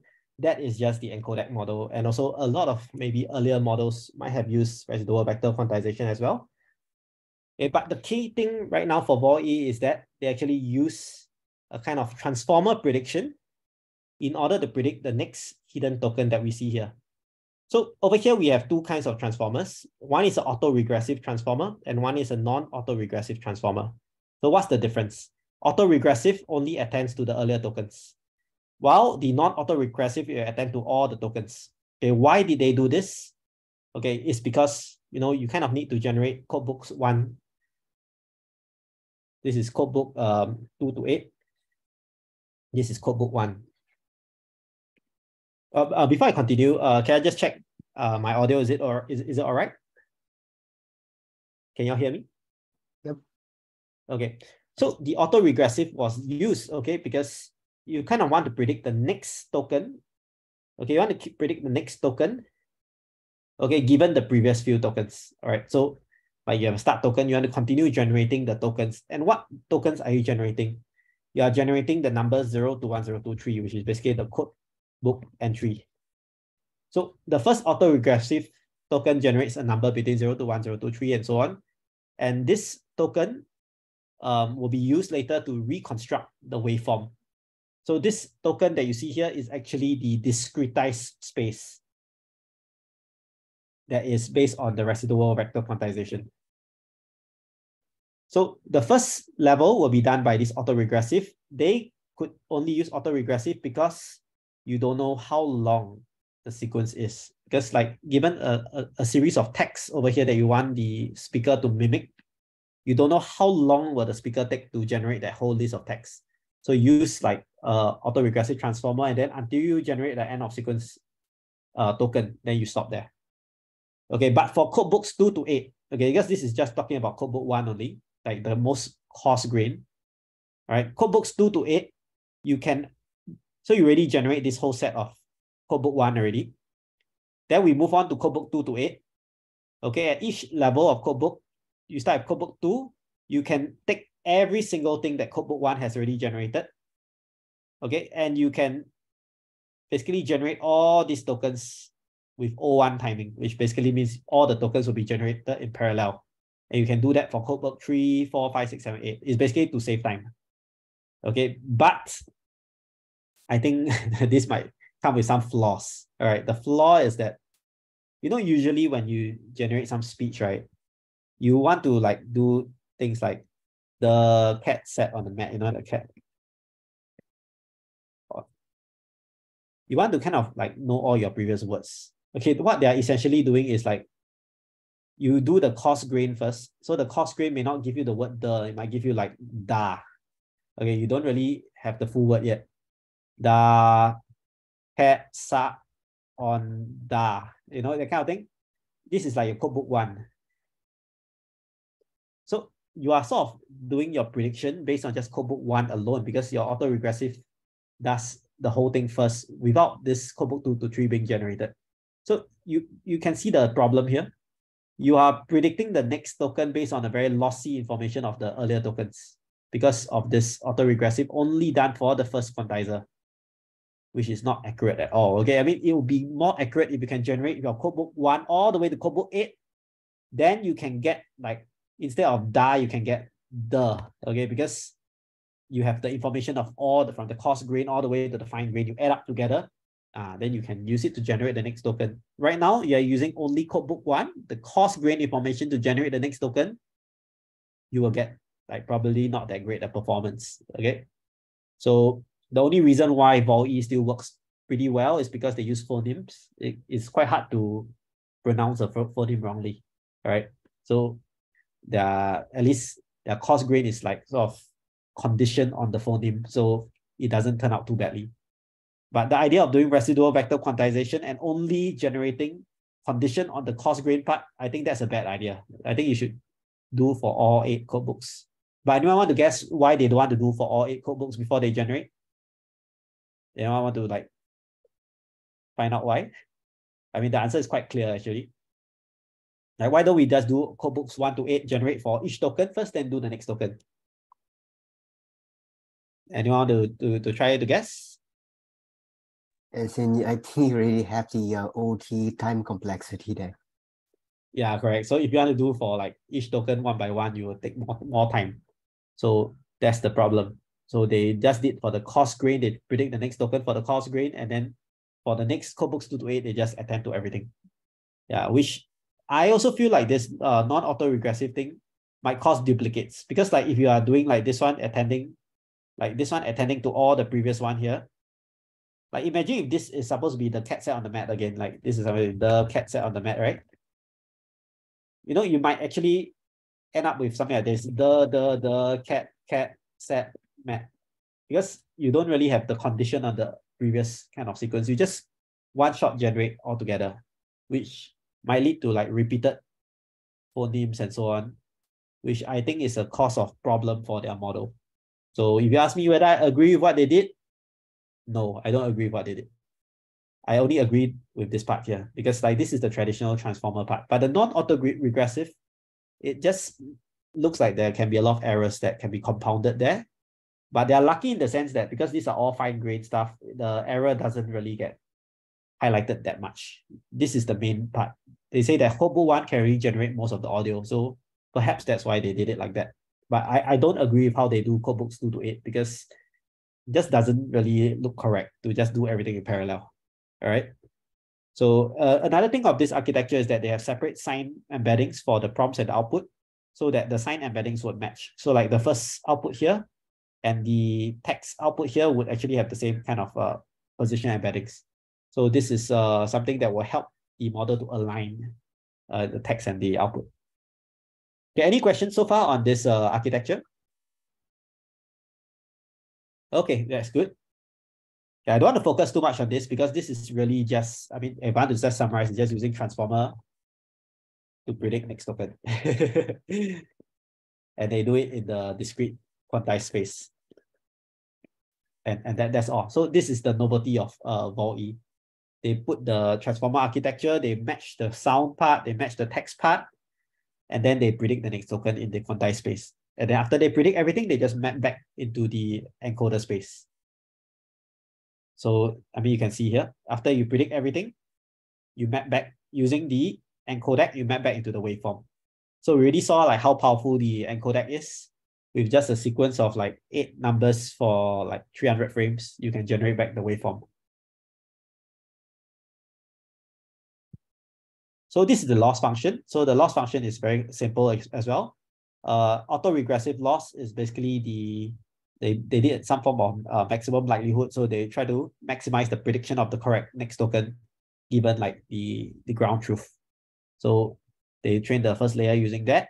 The non-autoregressive, they just sum up all the token loss, okay, and basically just do again a loss function based on that. And this layer to predict, this is randomly sampled.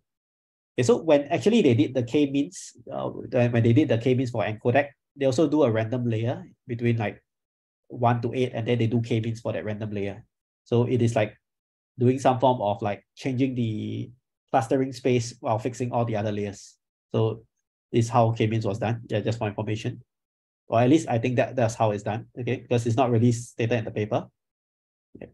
So this part here, one other thing that I would like to say is that in order to get your full embedding space, what you need to do is to sum up the vectors for each codebook entry. So this is like referencing like this entry 1, then you take the vector for that codebook entry, and then you just sum up all the codebooks in order to get your overall embedding space.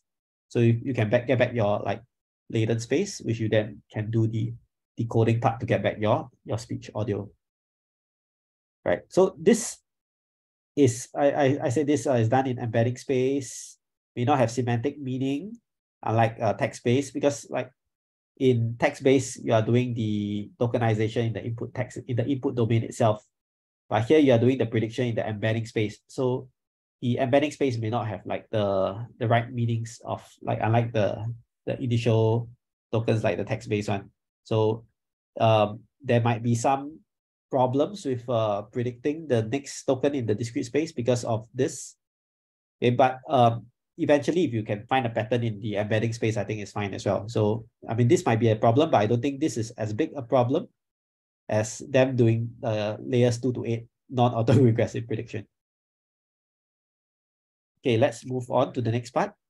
So what's the benefit of this audio codec? The benefit is that because it uses the vector quantization in the latent space, it has the speaker and acoustic information, unlike MEL spectrogram. Because MEL spectrogram, you might lose out all this. Okay, you can reduce your sampling rate much further because of the residual vector quantization. And you can then use the decoder to just convert back to waveform. So it's a very simple pathway. So this is just pipeline information that I was talking about last two weeks ago. I just want to say that like in order to do the right processing, you kind of need the right representation space to like sort of embed your information in.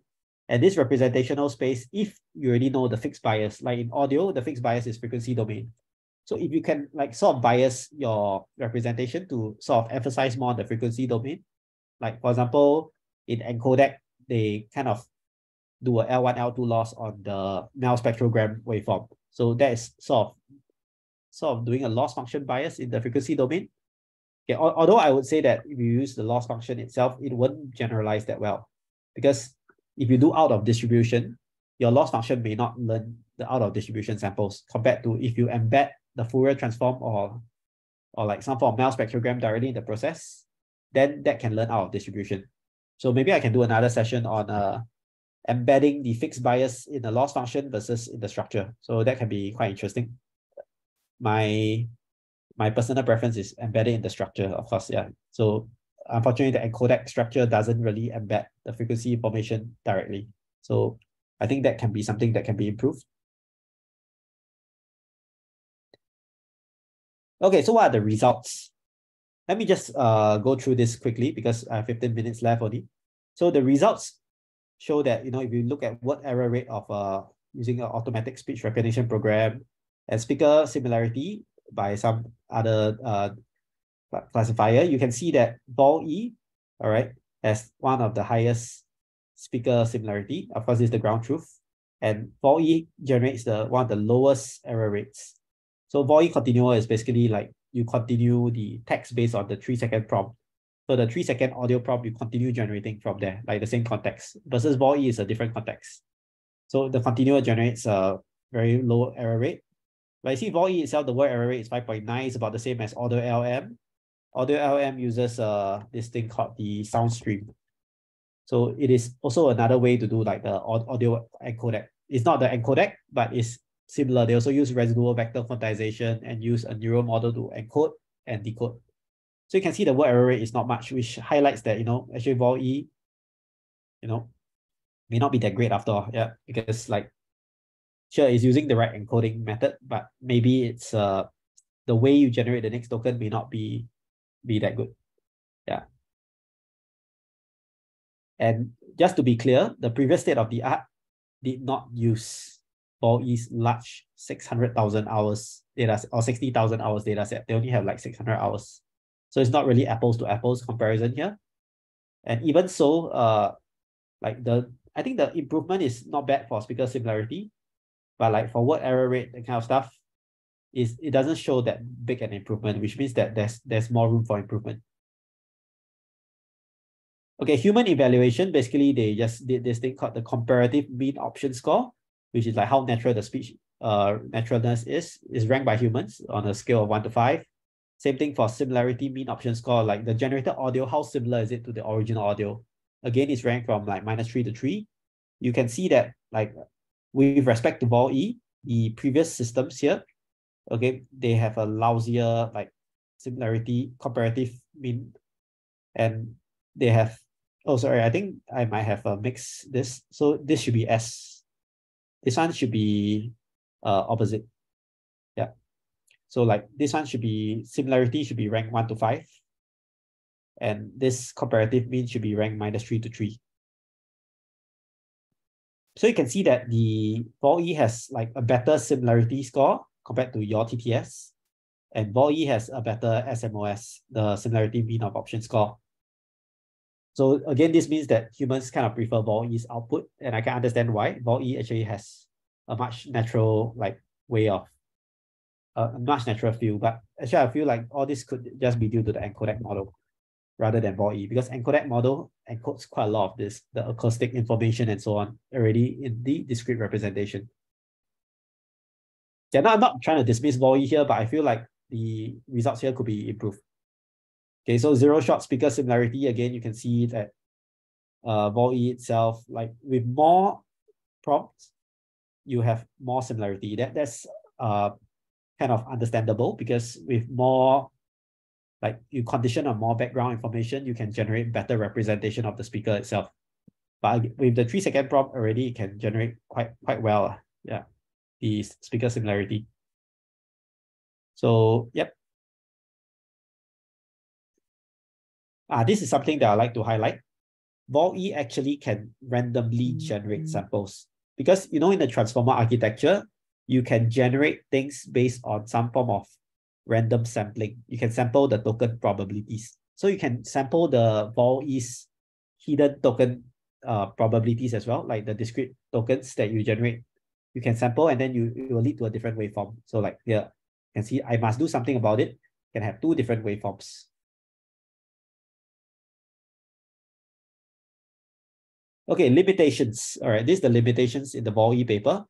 They say the acoustic to phoneme tokenization might cut at inappropriate points. And that's understandable, because, when you do your non-auto-regress, acoustic to phoneme might cut. Yeah, words clear, miss, duplicated. When you do your non-auto-regressive model, because you do it in parallel, you might generate the same thing again.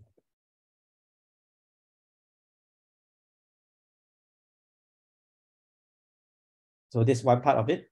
Again, there's also another thing that's of concern, is because when you do the encodec model,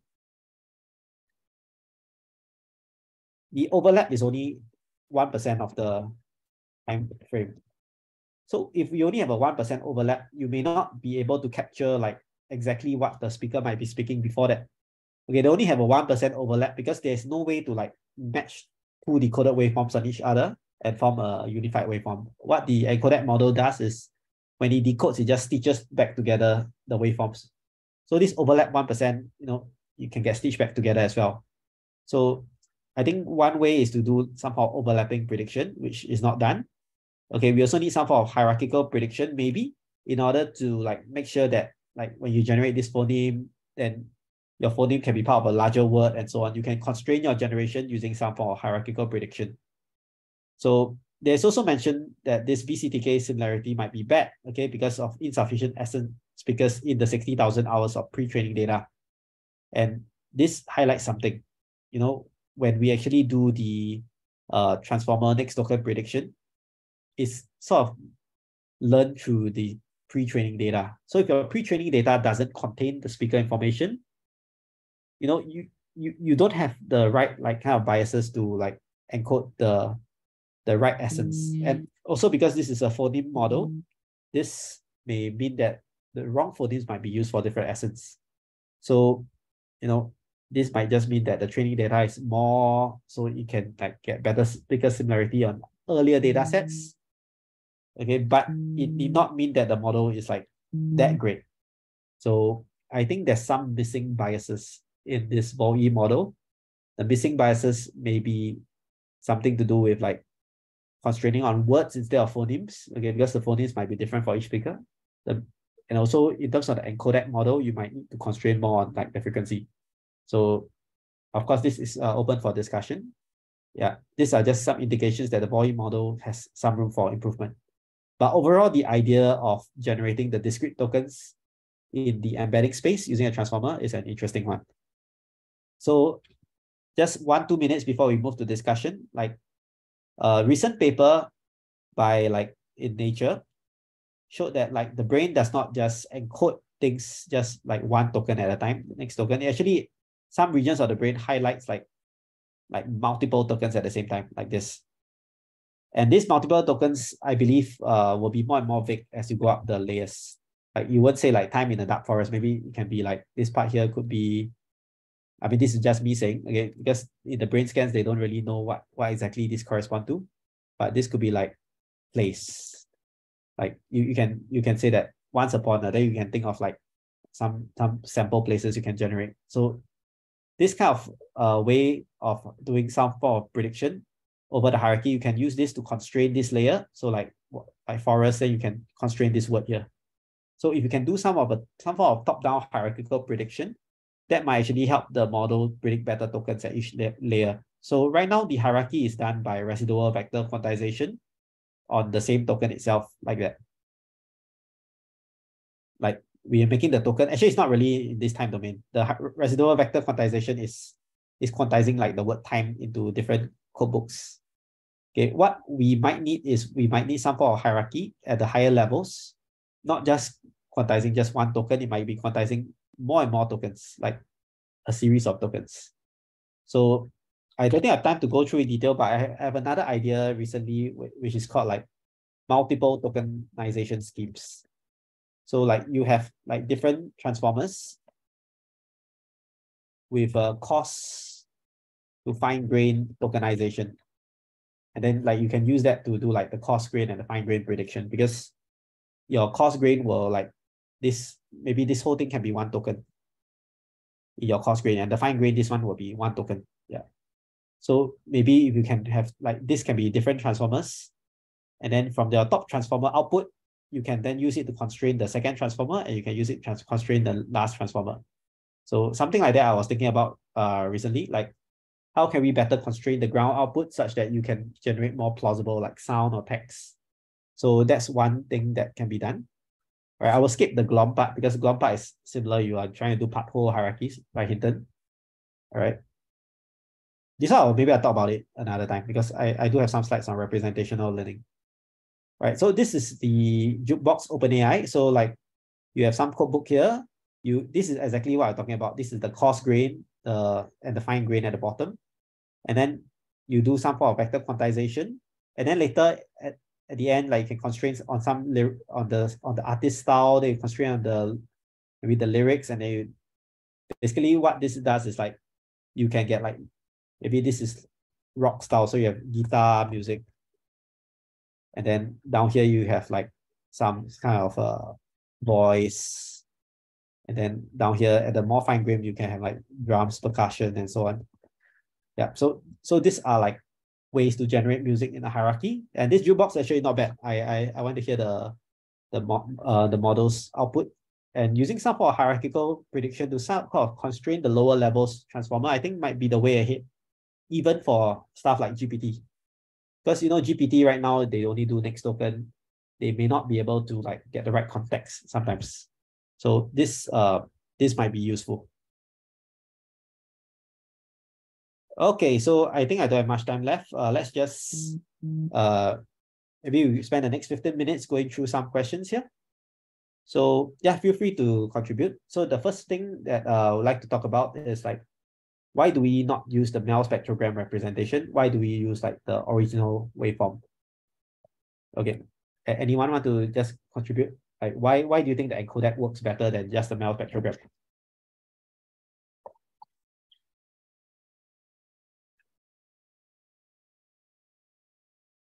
Okay, I'll just say it, all right?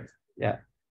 So the Mel spectrogram contains like a way of like kind of making the input constrained in some frequency space. You might miss out on, because if you do the frequency domain, you might miss out on like some nuances in the time domain. Because like it's still like it's some form of compression in some sense because you map it to the frequency domain. But if you use the audio codec, you might be able to like, instead of just doing a frequency domain might be one of the one of the representation, but you can also represent like maybe speaker profile, acoustic background into some form of like codes. So it can contain more information than just the frequency domain alone. So I do agree that actually the audio codec can be more expressive. Okay, what I don't really agree is maybe we can use this frequency domain. We can perhaps encode it more like directly in the model rather than just leaving it to do like L1, L2 loss in the Mel spectrogram. We can like have a pathway that explicitly does a short time Fourier transform. So that might be better. Okay. So the second question, is the way of tokenizing in this audio correct? So right now the tokenizing in audio, okay, is by the audio waveform. You split by 1 second chunks with some overlap. And then each of these 1 second chunks will get converted to like a series of discrete codes. So can y'all see the problem with this? Okay, what if I'm saying a word like unnatural, and the unnatural gets cut off at unnatural points, like unnatural? I mean, how can you like stitch back the whole waveform together, right?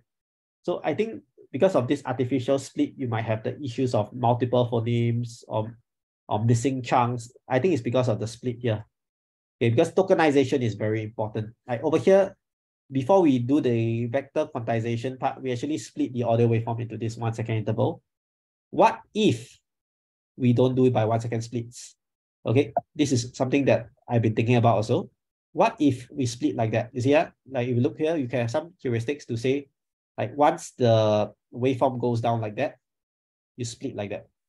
And waveform go down, you split like that. Split, split, split. So I'm not sure like whether or not like you can find a heuristic to split the waveform just by some like patterns of up and down. Like I must, yeah, I'm not sure whether you can do it like that. But if you could do something like that, maybe you don't have to split the phoneme in half when you are saying it. Because imagine if you are doing like per 1 second blocks, right? Or like for every 20, you might cut off like at the wrong parts. Like maybe if you cut off here, you might The cut off. algorithm has constraint on the frame size though. I think that's because of it, right? If you do it in the way you suggest, then if it depends on the frame size, you need to pad the data anyways, then it could lead to more complicated issues. Correct. So you might do some padding.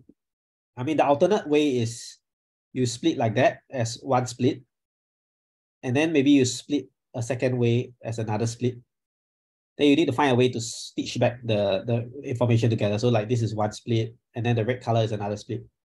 So then you might not lose out the phoneme information. But in like, for example, text, your tokens are like words, so they're very clearly split already. But for audio, I feel like you still have to sort of map your audio to the word. Like I want to split the I as one word, split the must as one word. So if you could find a technique to split the waveform directly to really match whatever you're speaking, that might actually help a lot in the reconstruction. Well, I think the issue here is that because your audio waveform is going to be slightly different depending on the person who is speaking, as well as, you know, accents will matter and so on. So I think that's the difficulty here, because even if two people speak the same sentence, the waveform is going to be slightly different. So, but your idea of mapping to text is quite interesting. What if you just convert the audio into text and then just split from there? I don't know, is that possible? You can convert the It audio. already can be done. You just with things like whisper, right? Yeah, you can do text, speech to text like whisper. But over here, because you are doing text to speech, you kind of need to preserve. I mean, you already know the words, so you kind of need to like sort of. If you know the words, then that's not an issue. So you just split by the word token. But now you're talking about splitting on the audio. Yeah, actually, because you know that if let's say it is the 3-second waveform you are taking as the prompt, what can be done is you can have a model that outputs phonemes with arbitrary length. So the length doesn't need to be the same length. So like, for example, the word must can be this chunk here. And you can use like speech recognition tools to like segregate your audio, like I must. You already know the chunks where it occurs because you can use the speech to text tool. So I think what I said could be done already. You just need to use the speech to text tool to segregate the points whereby you recognize the words, and then you convert this part to a token. So I would say that this is probably a more natural way to convert things to tokens. Yeah. So you see, everyone's trying to use transformers, but the way that we do the tokenization, I think is wrong for audio.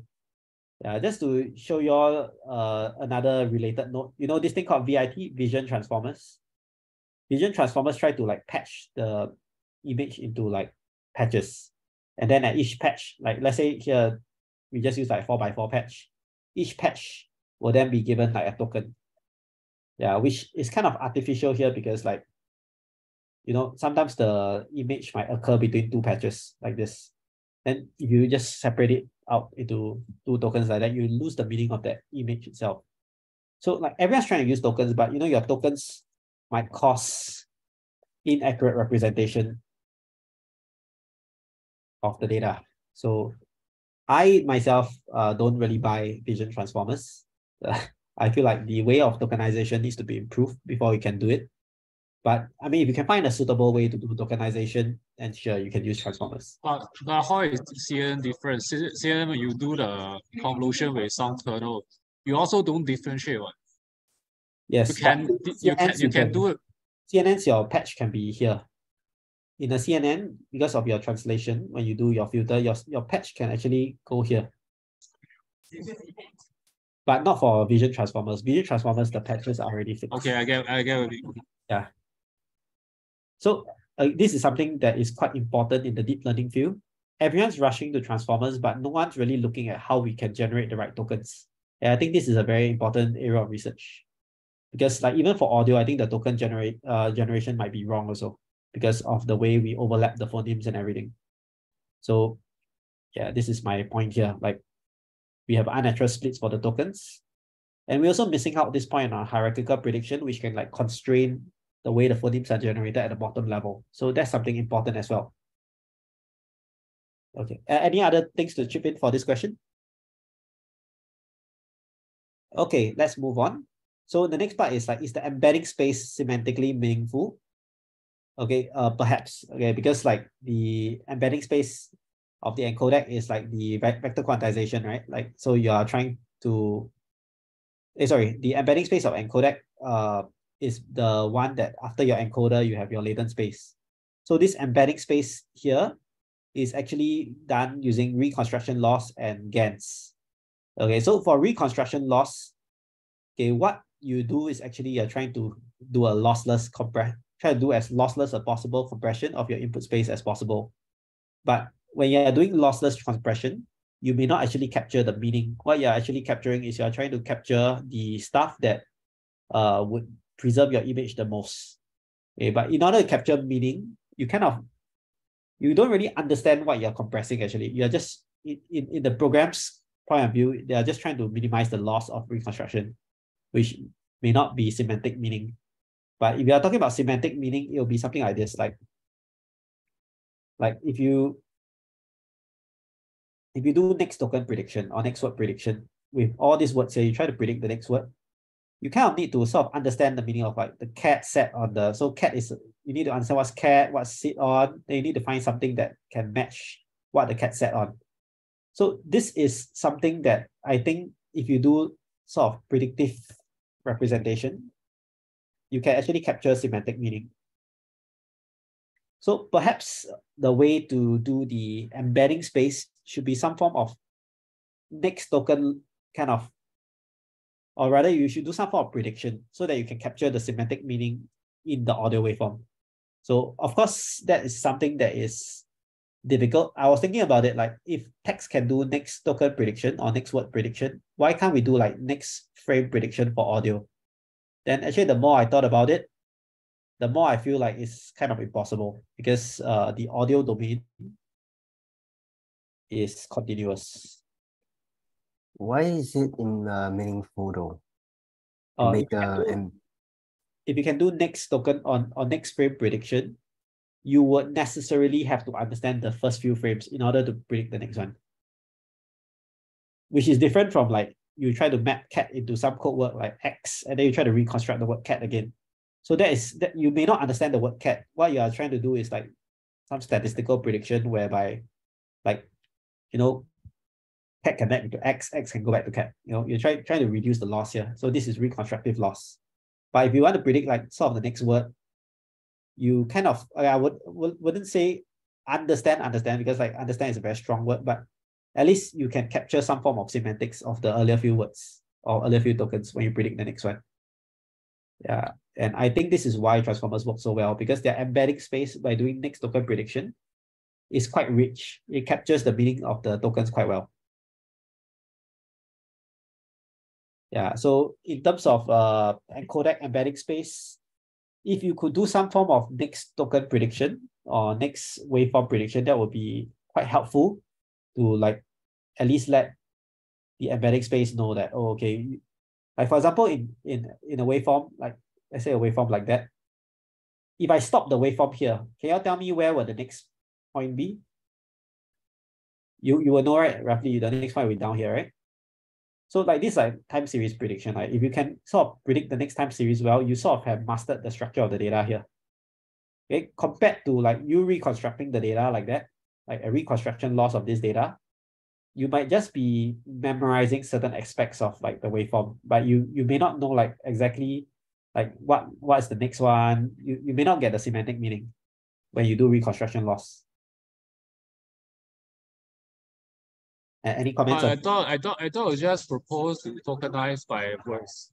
Then why is the continuity of the audio signal a problem? Oh, I'm just talking about like trying to capture semantic meaning in the tokens or in the embedding space. If you tokenize by words, why cannot capture semantic meaning? Because if you were to just do reconstruction loss of that word, no. I'm talking about your comment on, you say it's impossible. Initially you thought it's possible, and then later you think it's impossible because audio signal are continuous. I'm talking about that part. Yeah, I think it's very difficult to generate like the next magnitude of audio because there's too many possibilities. Yeah. But if it learns the semantic, basically you generate based on if it learns the semantics, means it knows the word, right? Yeah. I think Chome is not just talking about the word, but more aspects of the audio, like maybe the tone, the accent. I know. But in the context of audio, that's also a form of semantics, right? Not just the meaning of the words, but what the pitch, how the pitch translates to the tone or the emotion of the person. That's also another form of semantics. That also can be learned, right? I'm not sure. This one I'm not sure. So that's why I've been thinking about it. Can reconstruction loss give you semantics as well? Yeah, and actually my inclination is no. But I mean, I'm willing to be proven wrong. But right now, I still think that you kind of need to do some prediction to get the semantics.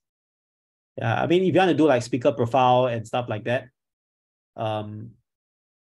actually maybe reconstruction loss might give you speaker profile. Wait. I think I just saw like, I think I just saw it yesterday or today. I think Google already have a text to music model. Yes. So if we assume that by composing music, I mean, they have to understand the semantic meaning of your input text, like how you want the music to be, right? The tempo, the mood, the whatever, the music direction, the dynamics, everything. If it can generate the corresponding music, which I think can, because I think the quality is quite good. I actually had listened some of the clips. That means it can they already understand, like, okay, roughly I use the understand term loosely. They understand the semantics of the music. If they can understand the semantics of music, they'll definitely can understand the tone, the pitch, how does the pitch imply the emotion of the tone, and the tempo, also the tempo or the pitch imply the emotion of the person. So I think it's entirely possible. Did they use reconstruction loss also? I have to look at the paper. No.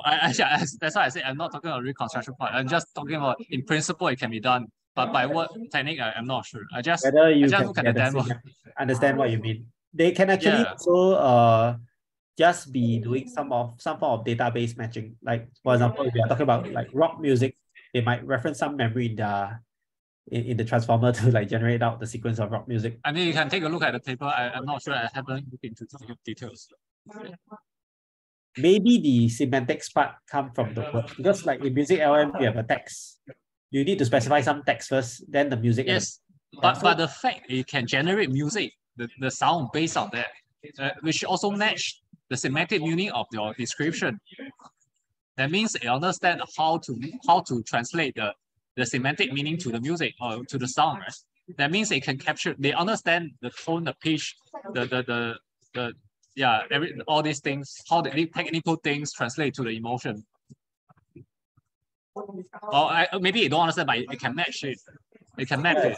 I think if you want, sorry, Prof, go ahead. No, I was going to ask you what, like there's a kind of a wide-ranging discussion, but what's your point?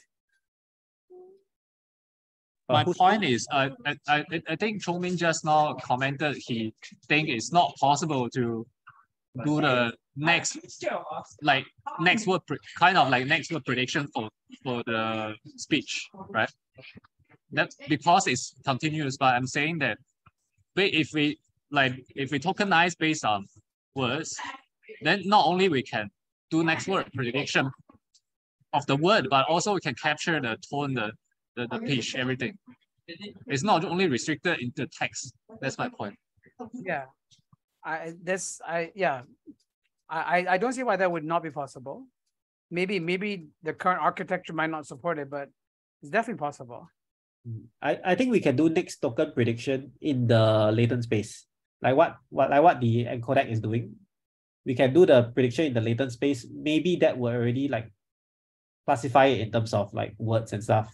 But earlier on we were saying about like how the latent space might actually cut out some of the words.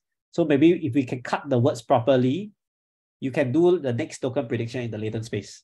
Then I will agree with what you said. My premise is on your proposal, which cut it based on words. Then I think that's possible. Yeah, but that's not done right now. Actually, I'm quite curious how the music LM by Google does it. Maybe we can talk about it another time, because like that might give us a hint as to how to represent semantics for audio. Yeah, because like Tim Scarf, he said last week also, like audio is more expressive than words, because words don't have the emotion, words don't have like the speaker kind of profile, but audio has all this plus the words itself. So it should be possible to encode semantics for audio. You just need to slice it the right way. Yeah, it's not as natural as tokenization for language, because language is already codified by language. Like, I mean, you already have like chunks of letters and everything, but audio is not. So if you can slice it the right way, you might be able to do the semantic part, like maybe some form of chunking again. Yeah. So actually, I don't see why the tokenization cannot take into account other characteristics, because the input is audio, right? It's only if you take the input audio you do some sort of text to speech and you throw away that information, right? Like in your encodec, the input is audio, but then you go through some, there's some encoder which puts it into embedding space, right? Yeah. It really depends on how that is done. If you're, I don't see why that encoder could not take into account things like tone and pitch and even the variation, right? I mean, it's not just pitch and tone, but the fact that you go from high to low or low to high.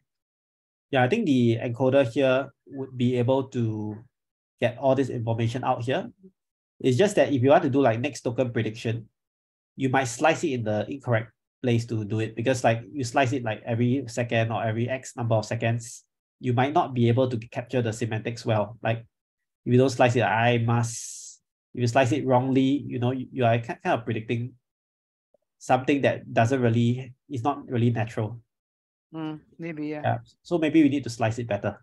So, but I agree that the Encodec model might be already able to capture this kind of semantics, because it's like doing reconstruction laws anyway. But you must divide your time frames properly. Okay, so anyway, I don't have much time already. This one I think we'll just skip this, because this one is quite simple actually. Like VALL-E gives various samples. Can there be a clip-like ranking to select best generated speech output? Of course, you can use. But just something came to my mind. Because I've been using Google's text to speech quite a lot to basically annotate some of my own videos, and it does this to a certain extent. Like for example, if I ask a question, it does give me, a rising tone, and if I put like dependent clauses, it puts the pauses in the right place. Now that could just be hard coded, but it's actually pretty good at doing that. So that's a little bit of the semantics, right? See, like it's those kind of semantics you're talking about. Yeah. In fact, I also saw the similar things on Twitch, which is a streaming platform. Yeah, it exactly. does it quite well. Very good. Yeah. You know the name of the model for that? You talk about It's text to speech, is it? Talking about text to speech. For Twitch, right? Yeah, for the Twitch, I don't know, but for the Google, I mean, it's their WaveNet. WaveNet. Okay. WaveNet, yeah, and I've used it, and but it's not perfect. Like for example, like I couldn't get it to say the word Fourier properly, so I had to trick it by misspelling it so it would say it properly. But except for that, it gave me pretty good output. I see. Yep. I think that's something that means that we might already have the techniques to slice the right tokens. So maybe we can use it already. If we can just use these techniques to slice it, then we feed to Encodec. That might work better. Yeah. Okay. Anyway, I don't have time already, so I'll just like roughly give like a short answer to each question that we end it here. So like you can probably use clip to kind of train like the speech and then give it like a rank like of plausibility to text. So you probably can select good samples. I mean, if you want, you can even use like RLHF or something like to match with human aligned preferences. So this is something that possibly could be done. This is something interesting. Just now, Zeri was talking about music LM, right? The text to music. Can we have a text prompt for VALL-E that says like angry, sad, or something to the text, so that the person can say in a very angry way or sad way? You can prime it like that. Instead of using the audio prompt as the emotion, can we use text as the emotion? So if we can figure out a way to capture semantics in the audio, which I think we could, maybe we can do this prompting already. Then it'll be quite cool. You can just type in the text. I want I want a version of this person in an angry voice or in a very lethargic voice. Then you can sort of match the person to the mood. So that'll be very cool. So right now this is not done yet, but I guess if you can capture the semantics of the audio well, you can do all this. Yeah, the last part is a problem not just for VALL-E, but a problem for all transformer models. Like how do we online learn the transformer model to match like new kind of predictions for different people? So I guess one way is to like train the network weights once every X batches. Yeah. And talking about online learning for the code books, I think that will be possible if you like update the centroids like every X batches as well. It's not really online learning, but it's like continual training. I mean, you just need to keep training it every X batches. Okay, any last comments before we end the session today? Yeah, actually, my interest is on the same topic, but it's kind of orthogonal to talk about it. But I guess I don't have time to share my take on that. No worries, you can share me privately or next week. Or maybe I take just 1 minute to Oh yeah, summarize yeah. it. Go ahead. Yep. Because I realized like how risky this kind of application is once it's like widely deployed. So I think there's some form of safety measure need to be put in place, such as watermark the generated audio.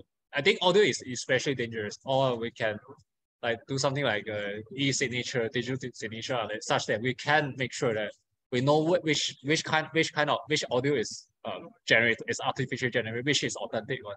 Because I think the safety and privacy implication is very huge here. So I think that's another very important line of research. Watermarking, right? Yeah, interesting. Yeah. Okay, sorry, I have to end here. Anything, you just message me privately. Next week, we'll be doing something interesting. We'll be doing large language models as API calls, like can reference calls to APIs to like modify images and so on, just using the large language model. So we'll talk about that next week. So the two papers will be Visual ChatGPT and Too Formal. Yeah, so these two. Okay, anyway, thanks for coming down today, and I'll see you all next time. Okay, bye-bye. Bye, everyone.